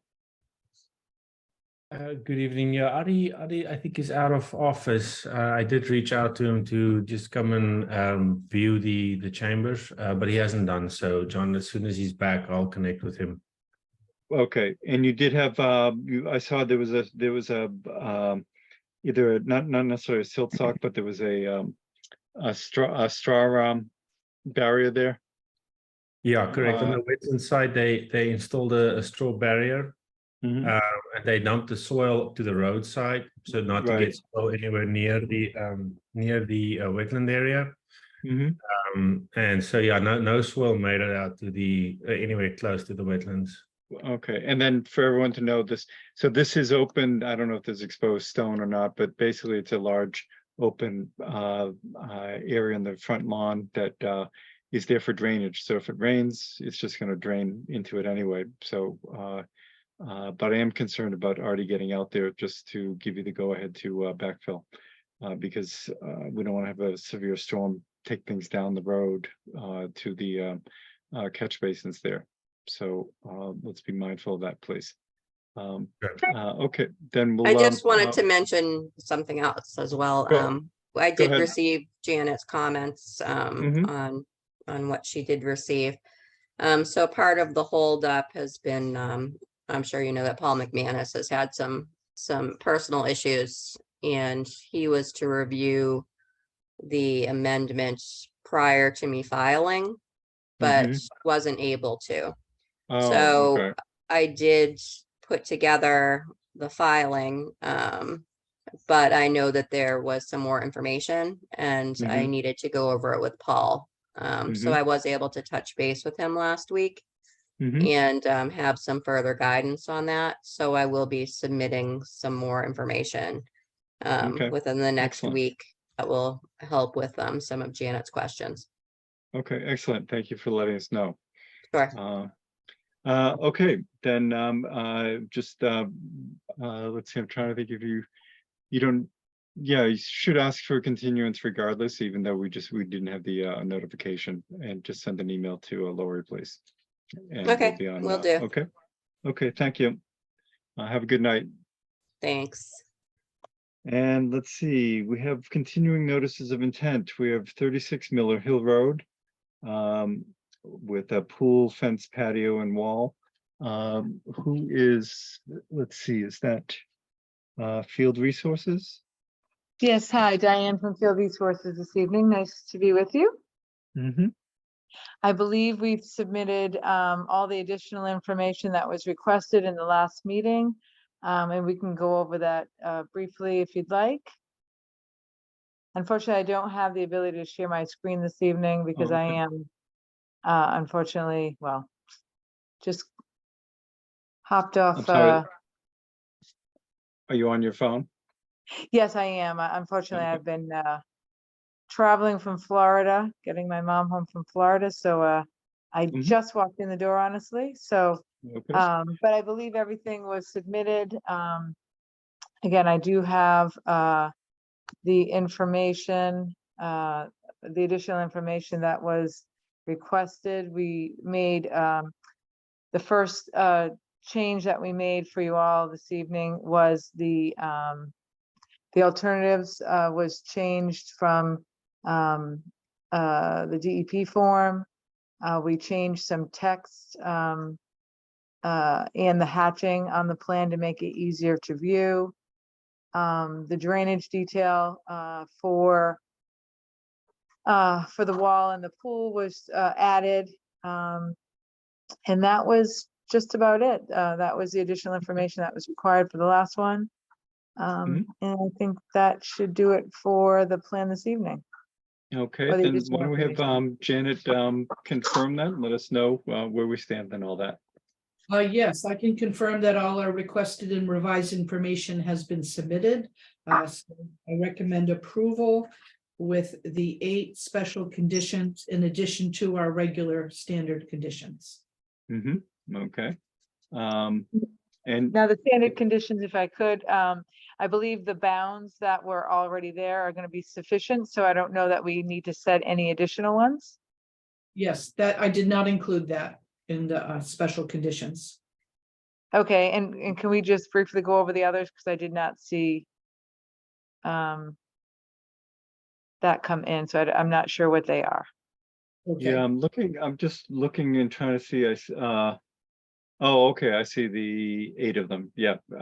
Okay, go ahead, Janet. Yeah, that was sent out on Monday to your office, Diane. The first is the protected wetland, a no disturbance sign. The second is no use of pesticides, herbicides. The third is the filter met compost sock, silt fence, or construction fencing. You did put that on your plan. Number 4, all disturbed lawn areas shall be reestablished and stabilized with grass. 5, the requirement to submit monthly progress reports. 6, all materials and equipment shall be stockpiled outside the 200-foot riverfront area. 7, no pool water shall be discharged within the 200-foot riverfront area. And 8, the pool filtration system shall be of a type that requires back flushing or chemical treatments. Not requiring. Not required, yeah. Not requiring back flushing or chemical treatments, including but not limited to chlorine. Okay, the one thing though is we did talk about that area for stockpiling. The commission thought it would be okay for a small area, and it was inside the 200. That was talked about in the last meeting. Okay. So maybe we should just take that out so it doesn't conflict with the plan. Should we give it, is it outside the 100-foot area? I believe so. Again, I can double check. Again, I just walked in the door. I have had the phone on as I was getting home. So I believe it is. Okay, let's just double make sure that it is, because you from what I recall, you have plenty of space between 100 and 200 there in order to do so. Okay, so what just so again, it's not conflicting, if I were to check that in the morning and just let Lori know as to whether or not that should be removed from the special condition or not, is that okay? Yes. So your site plan does show the proposed stockpile area is outside the 100-foot buffer. So if we revise number 6 to 100, the 100-foot buffer, then that's fine. Perfect. Thank you, Janet, for looking at that. Okay, then given all that and Janet's recommendation, I will move to entertain close a the motion. hearing. All right. And I know it's Okay. been a long evening. I appreciate your time. Okay, all in favor, Tim? Aye. Anna? Aye. Sarah? Aye. And I'm an aye, so the hearing's closed. Okay, move to issue an order of conditions approving the project as described with the special conditions. And the condition number 6 change from 200 feet to 100 feet. And all findings of fact included. Second. Okay, Thank you. All in favor? Anna? Aye. Tim? Aye. Sarah? Aye. And I'm an aye. Okay. And then just make sure that there is a pre-construction checklist that needs to be submitted and filled out. Please make sure you go submit that and touch base with Janet on it, please. Thank you so much and have a good evening. Thank you. You too. Bye-bye. Bye-bye. Okay, now we're on to another continued notice of intent for Bridle Path Circle. Garage additions. And let's see.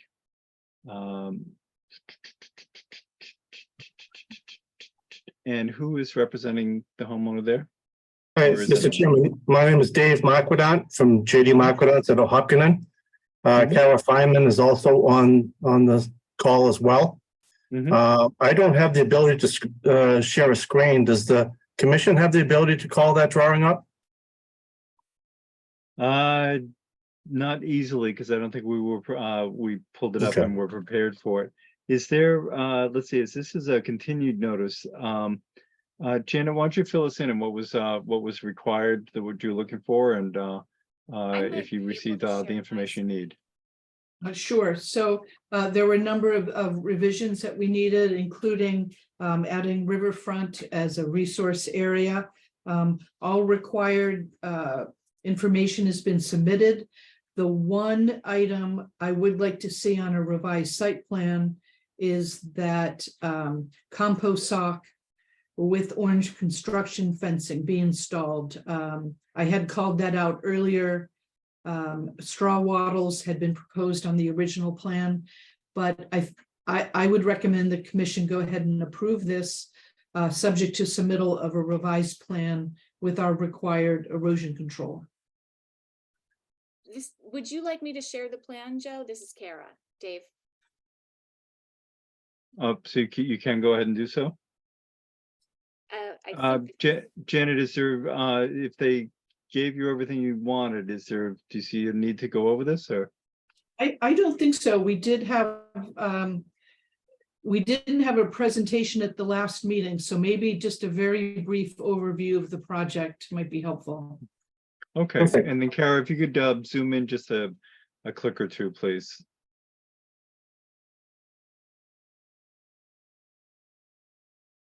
There we go. Perfect. So at the bottom of the page, in that green highlighted area are our wetlands. North is straight up the page. So we have a bordering vegetated wetland on the south and on the west. We have an unnamed perennial stream along the western edge, right adjacent to the bordering vegetated wetland. We have all the buffer zones shown. We're proposing to replace the existing garage that's highlighted in the blue square with a small garage addition to the left of that as you look at it head on, and then a small addition to the south of the existing garage. The proposed addition to the south of the garage is 71 feet, so it meets your parameters. We're proposing that minor purple line to the bottom a little bit, 10 feet off the addition, is erosion control. You can see that the house is labeled and is highlighted in the blue. Driveway is to the north of that, P-stone driveway. We're proposing a small stockpile area just to the east of the driveway. I know that Janet had requested to put that out at 200 feet beyond the 200-foot line. We were thinking that because the house is between that stockpile area and the wetland, we were hoping to keep that stockpile area closer to our proposed work.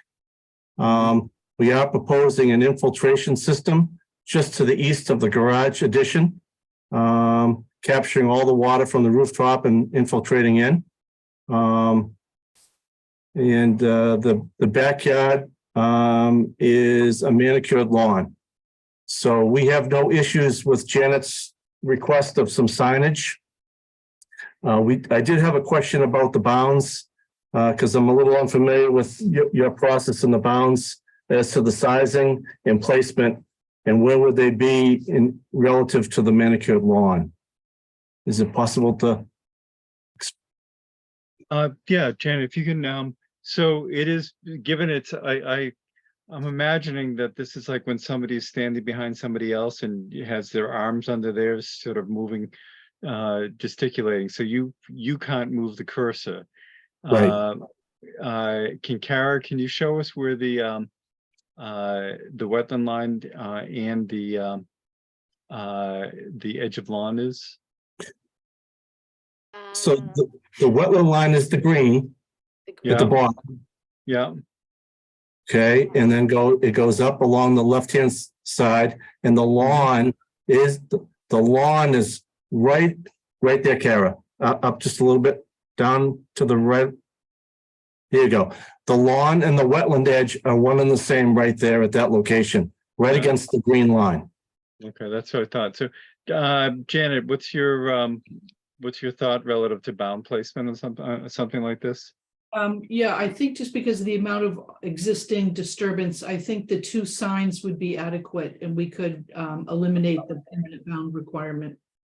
Okay, and are you familiar, Joe, with what the signs entail? Yeah, I saw, yeah, it's Dave, and I had to switch computers at the last minute, but I see on Janet's response as to what's required on the sign. Yeah, and she can give you more direct guidance as you proceed. Okay. On that, and we'll discuss, and she can discuss where they're located as the project comes to a conclusion. Okay. So Janet, you have everything that you need at this point, or is there anything else outstanding? Yes, and just to get to, will you be able to keep all materials outside the 100-foot buffer? Yep. So Yes. if we can revise special condition number 7 to reference. Yeah, I think where they show that makes lots of sense. It's in a disturbed area, and but it's right next to where all the work is taking place. So I think that that's appropriate there. So would just change that from 200 to 100. Okay, and I think in general, we probably would, with most houses, in Dover that that have been built, we'll encounter that issue with the 100 and 200. And I think we should be mindful of just trying to keep the stockpile outside the 100, but close to where any construction is taking place, because there could be more damage as they try to traverse someplace to get to outside 200. So just something to be mindful in the future. We can touch base on it if you'd like to. Okay, so is there anything else we need, Janet, before we vote? No, so that's 7 special conditions. Okey-doke. Okay, I will entertain a motion to close the hearing. Move to close the hearing. I will also entertain a second. You're muted, Possibly. Sarah. Sorry, I thought I was not unmuted. Second. You're always needed. Okay, move to issue an order of conditions approving the project with 7 special conditions outlined in the agent's report, with the change to the condition number 7, changing from 200 to 100 feet. Okay, and this vote will actually both close the hearing and vote on the approval. So all in, do I hear a second on that? I need a second. Okay, Second, and Ann. all in favor, Sarah, Aye. Tim, Aye. Anna. Aye. And I'm an aye as well. Okay. Great. So again, as I mentioned earlier to someone else, Joe, there is a pre-construction checklist that needs to be completed before work is started. Please review that with Janet, and that makes things go much more smoothly. Great. Okay. Thank you very much. Okay, thank you. Bye-bye. Bye. And let's see, we've dealt with 4 Sterling, and now we have Hale Reservation relative to the looking for a certificate of compliance for the changing rooms. And welcome, Carlos and Tyler. And let's see, Janet, what's your, why don't you fill us in on your review? Sure. So I did go out to the site. All the work was done in compliance with the original order of conditions, except for the requirement for signage indicating no disturbance, no dumping past a certain point.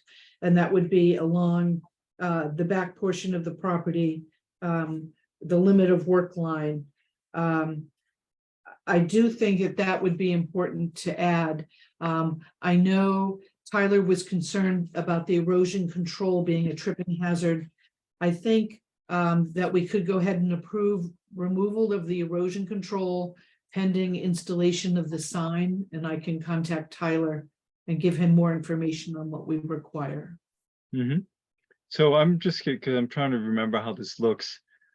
Is this sign, because the wetland component of this is the beach, is that correct? Is that where our setback is away from?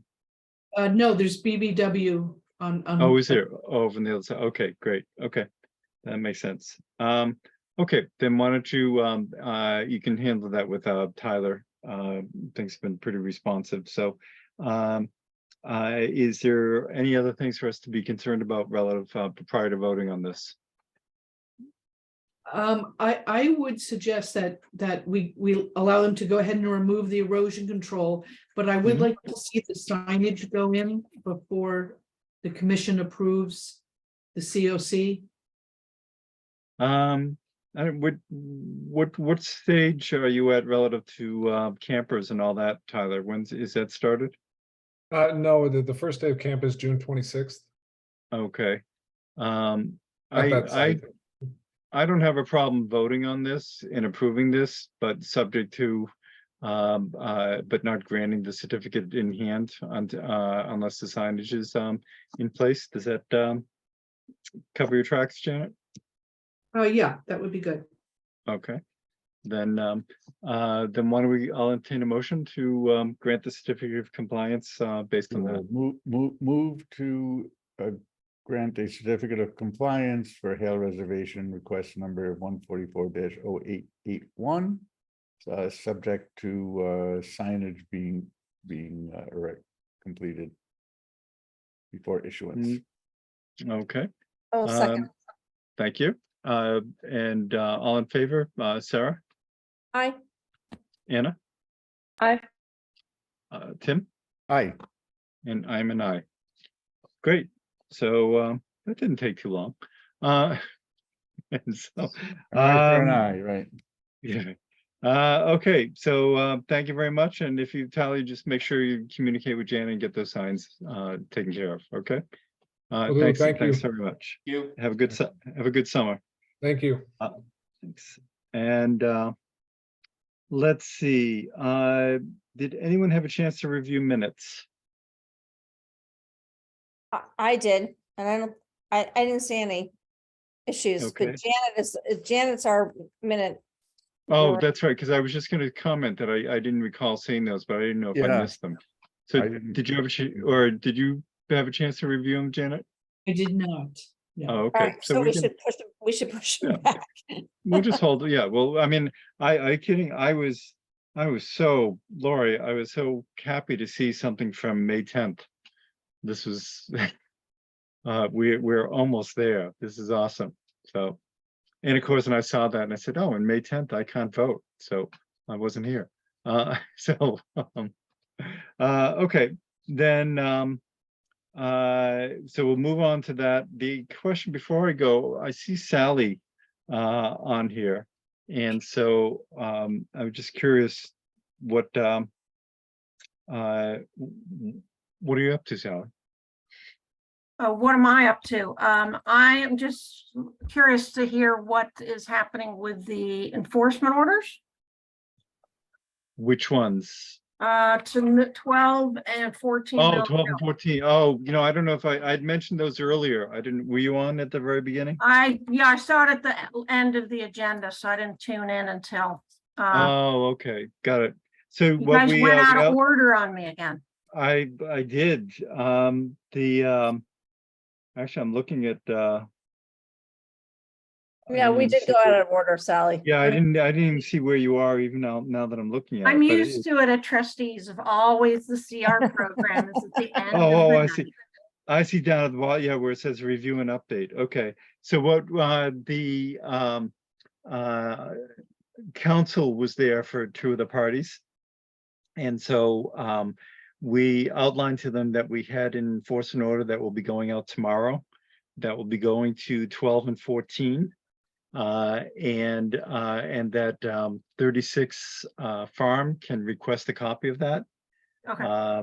We will not be currently sending 36 Farm one because we have an admission of culpability from 12 Miller Hill. Peter Brooks, the attorney for 12 Miller Hill, asked if he could use the delineation done on the Rollins property for just so they can get a jump on things.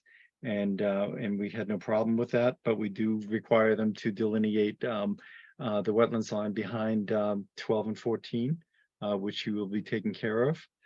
He also will be, 12 will be coordinating with 14 and taking a lead so that they cover things on a global basis. Okay, great.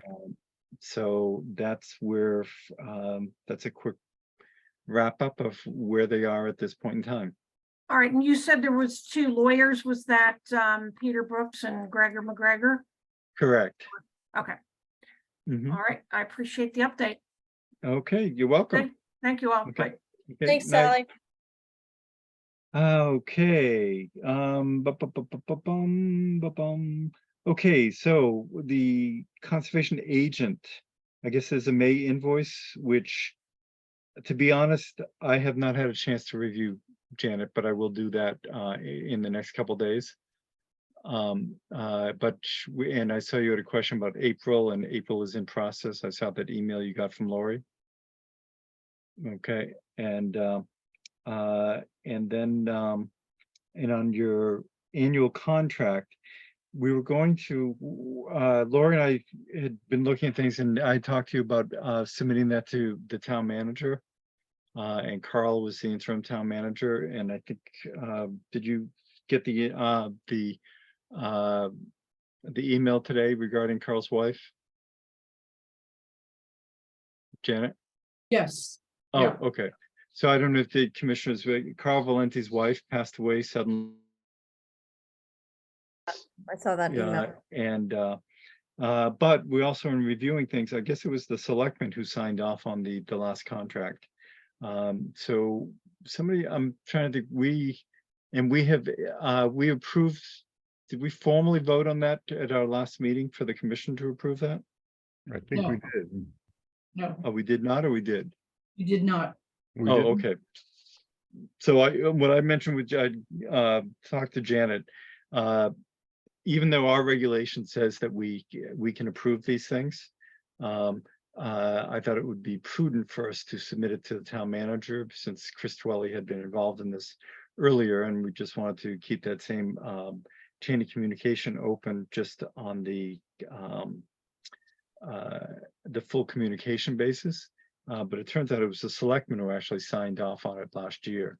And so we will, I think it's prudent for us to go ahead and do that as well. So that we're looking at the contract being extended for the under the same terms as last year. There were no changes to the contract. Is that correct, Janet?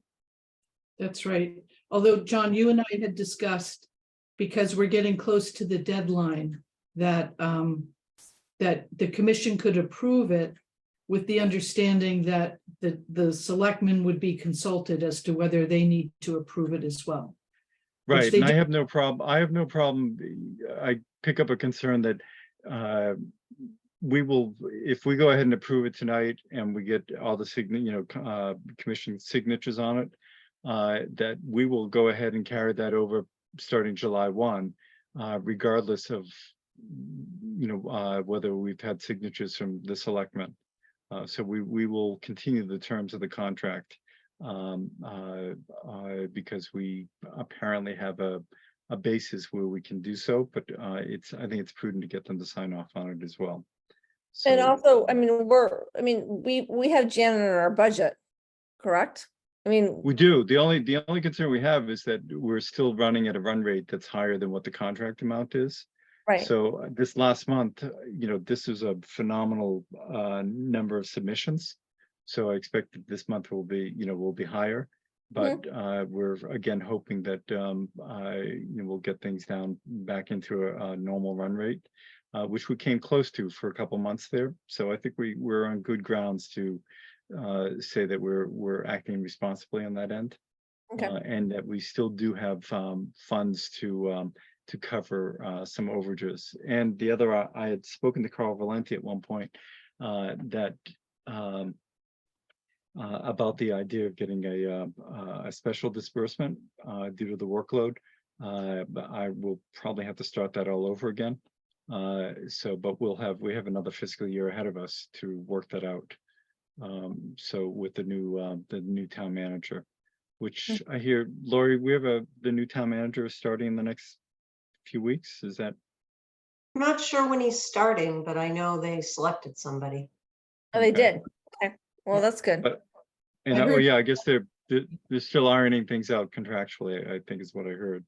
Janet? I heard he was starting July 17th. That was his official. Oh, okay. Okay, well, that makes sense. Get a little time off between things. So that's the way we'll handle that. So why don't we formally vote on extending Janet's contract? And I'll entertain a motion for that. Move to extend Janet's contract for 1 year. Second. Thank you. And all in favor, Anna? Aye. Sarah? Aye. Tim? Aye. And I'm an aye. Okay, then why don't we move over to, let's see, we've done that. Updates. So we've already touched upon a couple of these. I did list some of the projects that are coming online that I've been out to approve. I don't know if you want to continue the minor modification criteria. I know we're running late. Maybe we should continue that to the next meeting.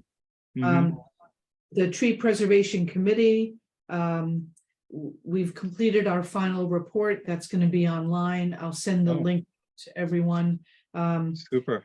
And Great. the next, as John had mentioned, the goal is to bring a tree preservation bylaw to town meeting next year. So there's a lot of work to do. We are hoping in the meantime, DPW is mandated to update the stormwater and erosion control bylaw under the MS4 permit for the town's stormwater. So we're hoping to get some tree protection in that bylaw. So we are meeting with him. Interesting. Yeah, so that they're not going to make the fall town meeting. So that again will come next year. So that, I think that puts us in a good position, hopefully to at least start protecting trees on private land outside our jurisdiction. So when the way I described it earlier, which was that, but I was basing it on what many towns have done, which is you see building plans submitted, they show the setback for a, 30, the side setbacks, side, front and rear setbacks. And that the control is basically for over trees within that setback. Is that similar to what they're proposing, or are they looking to extend beyond that? So it's interesting in the report that the Conway School grad students helped us with, that approach is more common in an urban setting like Newton and Wellesley, where you have small lots. I think in a more rural community like ours, we'd be looking at the actual coverage of trees on the entire lot in the same way we approach it in our regs. Okay, interesting. And so are you foreseeing two separate tree bylaws, one that would be associated with the drainage and one that's separate as a separate tree bylaw, or would the first year be just the one that's associated with the drainage? I think well, hopefully they would both pass. So the stormwater bylaw, that's just a revised bylaw. And if Mhm. we can get some tree protection in there, in case the tree prevention bylaw doesn't pass, at least there'd be something. But Mhm. hopefully they'll complement each other. That would be the Mhm. goal. Yeah. In other towns, rural towns that the Conway group referred to that had more inclusive oversight? Yes, yes. Mhm. Yeah. And any of them nearby, or are they all out in Western Mass? I can't recall exactly. Okay, so we'll see with the links you send us. Thanks. Okay, moving on. And then the last is, at our last meeting, we had someone representing 3 Sterling Drive, who we asked to submit monitoring reports. Those were due a week ago. We still haven't received anything. I'll shoot an email to remind Joyce. Joyce, that was going to be on Joyce's to-do list, but Mhm. that has been dragging on for quite a while. Right. And then just the last thing, as you noted, John, Amy had sent that email indicating that the trustees wanted to present on Hale Mhm. to us. And she thought maybe there might be room at the next meeting and maybe in person at Powesset Farm. So I don't know. Yeah, that's an interesting concept. So I guess the idea would be we would meet at Powesset, which I suppose if they're going to feed us, that might be something. But the idea that we would be logging in from notebooks while we're at Powesset, so they I can, mean, you know, so she suggested last night, as I said to John, and I don't know how many of you were on, but that we would go there at like 5:30 for a site visit, and then we'd go back to our houses for. Oh, okay, that makes, okay. I had a lack of, I was either I was showing a lack of imagination or too much imagination of trying to Right, figure out how that right, would work, right. so. But I Mhm. also looked at her and I'm like, I mean, the whole point of having a separate, like, for us to get together, I wasn't thinking it was gonna be on a Wednesday. It could be whenever it worked for everyone. Oh, no, so, I see, well, yeah, what you mentioned, You know so what I I mean? Like, view those. I was just like, let's all get together and have a social at Oh, my yeah, no, house. I viewed, And Amy, and then when yeah. I saw Amy last night, she said, why don't we combine the two? We'll have a Hale site visit. We can do it at Powesset, and then we all get in our cars and go home and have a Zoom meeting and I was I don't think that fulfills the social component that your original intention incorporated. So I am, Right. If I may be so bold, I'm more than happy to meet at your house, as you so generously offered. I know, And I honestly, think let's just get together and meet in person and whatever, we can, however long we want to meet, or whatever. no, we can as I see, said, who knows? Anna might be 6'2" for all we know. We right, we've never even met her, I know. No, so I didn't realize that Amy was trying to figure out how to combine those. Oh, and no, have she that wanted, act- she thought in her mind last night, she's like, I've got the best, I've got it, we can do 3 meetings in one, and I'm like, look at her. No, and just because she lives in Powesset, or, other trails, no, I think the idea of, the idea is to have a nice informal get together, on a lovely day, and I think that'd be, super. Right, and let's just Um, hang out and get together and get to, I mean, we all know each other, but except for Anna. Mhm. But like, Poor Anna. that has nothing to do with Hale and having a site visit and or going to Powesset. So Tim, are you gonna be around this summer? As far as I know. Okay, and, yeah, so we'll, did you I mean, the propose any? variable, as I said to you in my email, Jim, is, I know that Amy is kind of, in and out, and Jim is probably down in the Cape. So, I mean, we can do the best we can. And we'll Right. figure out, and I think Christy's around, so Mhm. Yeah. we'll figure out, Okay, well, I'm usually pretty flexible, and I think I've done my traveling for the quarter, so yeah, well, if you want to come up with a few dates and send them out to us, Is And, that what you want me to do? I mean, I've never done a Google or no, I Doodle. don't think, no, I don't think, I don't think it's a small enough group. You can just send an email out to everybody saying, here's some dates. What do you think? Okay, And then, perfect. you know, I'll get do them that. back. I'll do Yeah. that tomorrow. Unless you want to join Survey Monkey and, you know, then we No, can I don't really want- get into detail. No, So, okay, well then I think this is a little earlier than I expected, given our agenda. So I'm very happy. And Me thank you, too. everybody, for hanging in And there. Janet, congratulations on your daughter getting married. Oh, thank you very much. When is Thank that? you. The next couple weeks? July 1st. Oh, my goodness. Janet, you and I spoke. And are you pretty involved in this, in the wedding? Yes. So let's Sorry to hear see that. what. Lori, have you seen what we have coming up at the end of the month? Are we getting anything new coming in, or? My concern is I want Janet to be able to enjoy this, and I don't want to receive any emails, you know, certainly on the wedding day. Well, that's why I brought it up.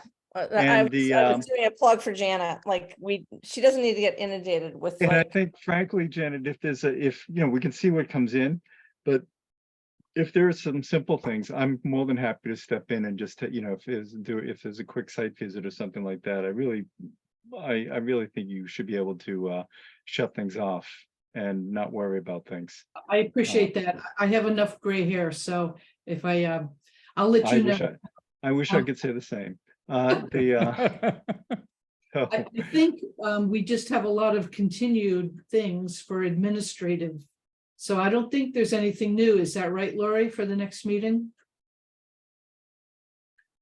No new applications, I don't So believe. far, I don't have anything new for the next meeting. So fingers crossed, and we'll see how it goes. But I really, I'm more than happy to work with you to make sure that you get some quiet days there. Thank you. Having done this recently. Oh, did you? How recently? Last October. My Oh, daughter got- really? Oh, congratulations. So, but not yet a grandparent? Nope. Yeah. soon though, I I- hope. My son-in-law has to learn to drive. My daughter said, no babies until you learn to drive. Good to put the you know, foot down. So She's did he tough. grow up? Did he grow up in New York? No, he actually grew up in Allentown, Pennsylvania, and I don't know why he doesn't drive, but you know. Wow. Well, it's when Jane and I were traveling, we met somebody who was talking about becoming a you know, she was amazed that it took her until she was 70 before she became a grandparent. And Jane was thinking, boy, that's late. And then she's thinking, oh, wait a minute, I'm almost there. And so, I'm 75. Like 40. oh, Right. okay, yeah. So right. we don't expect, yeah, we don't expect one for several years to be, you know, at the earliest. So And no surprises, right? yeah, right. So, well, thank you very much, everyone. And Sarah, we're looking forward to a summer get together. Yeah, no, I'll And- send out, I'll shoot out an email tomorrow with a bunch of dates and just Mhm. we'll see what happens. I mean, Okay. I think it'll be great. And do we bring bathing suits or? You can bring bathing suits. Make sure the pool. And my boyfriend Tim makes fun of me. I usually have the pool at like 89, Oof. which is warm. Yeah, that is. But Sounds good it to won't be me. that warm. It's Mm. perfect. It's just Okay. lovely. Anyway, Awesome. we'll Okay. figure it out. Okay, well, thank you. Is there anything else for this evening? Are we all set? So, yeah. Great. Well, hearing no objection, the meeting is adjourned. Good night, Thank you. everyone. Night. Bye-bye. Night.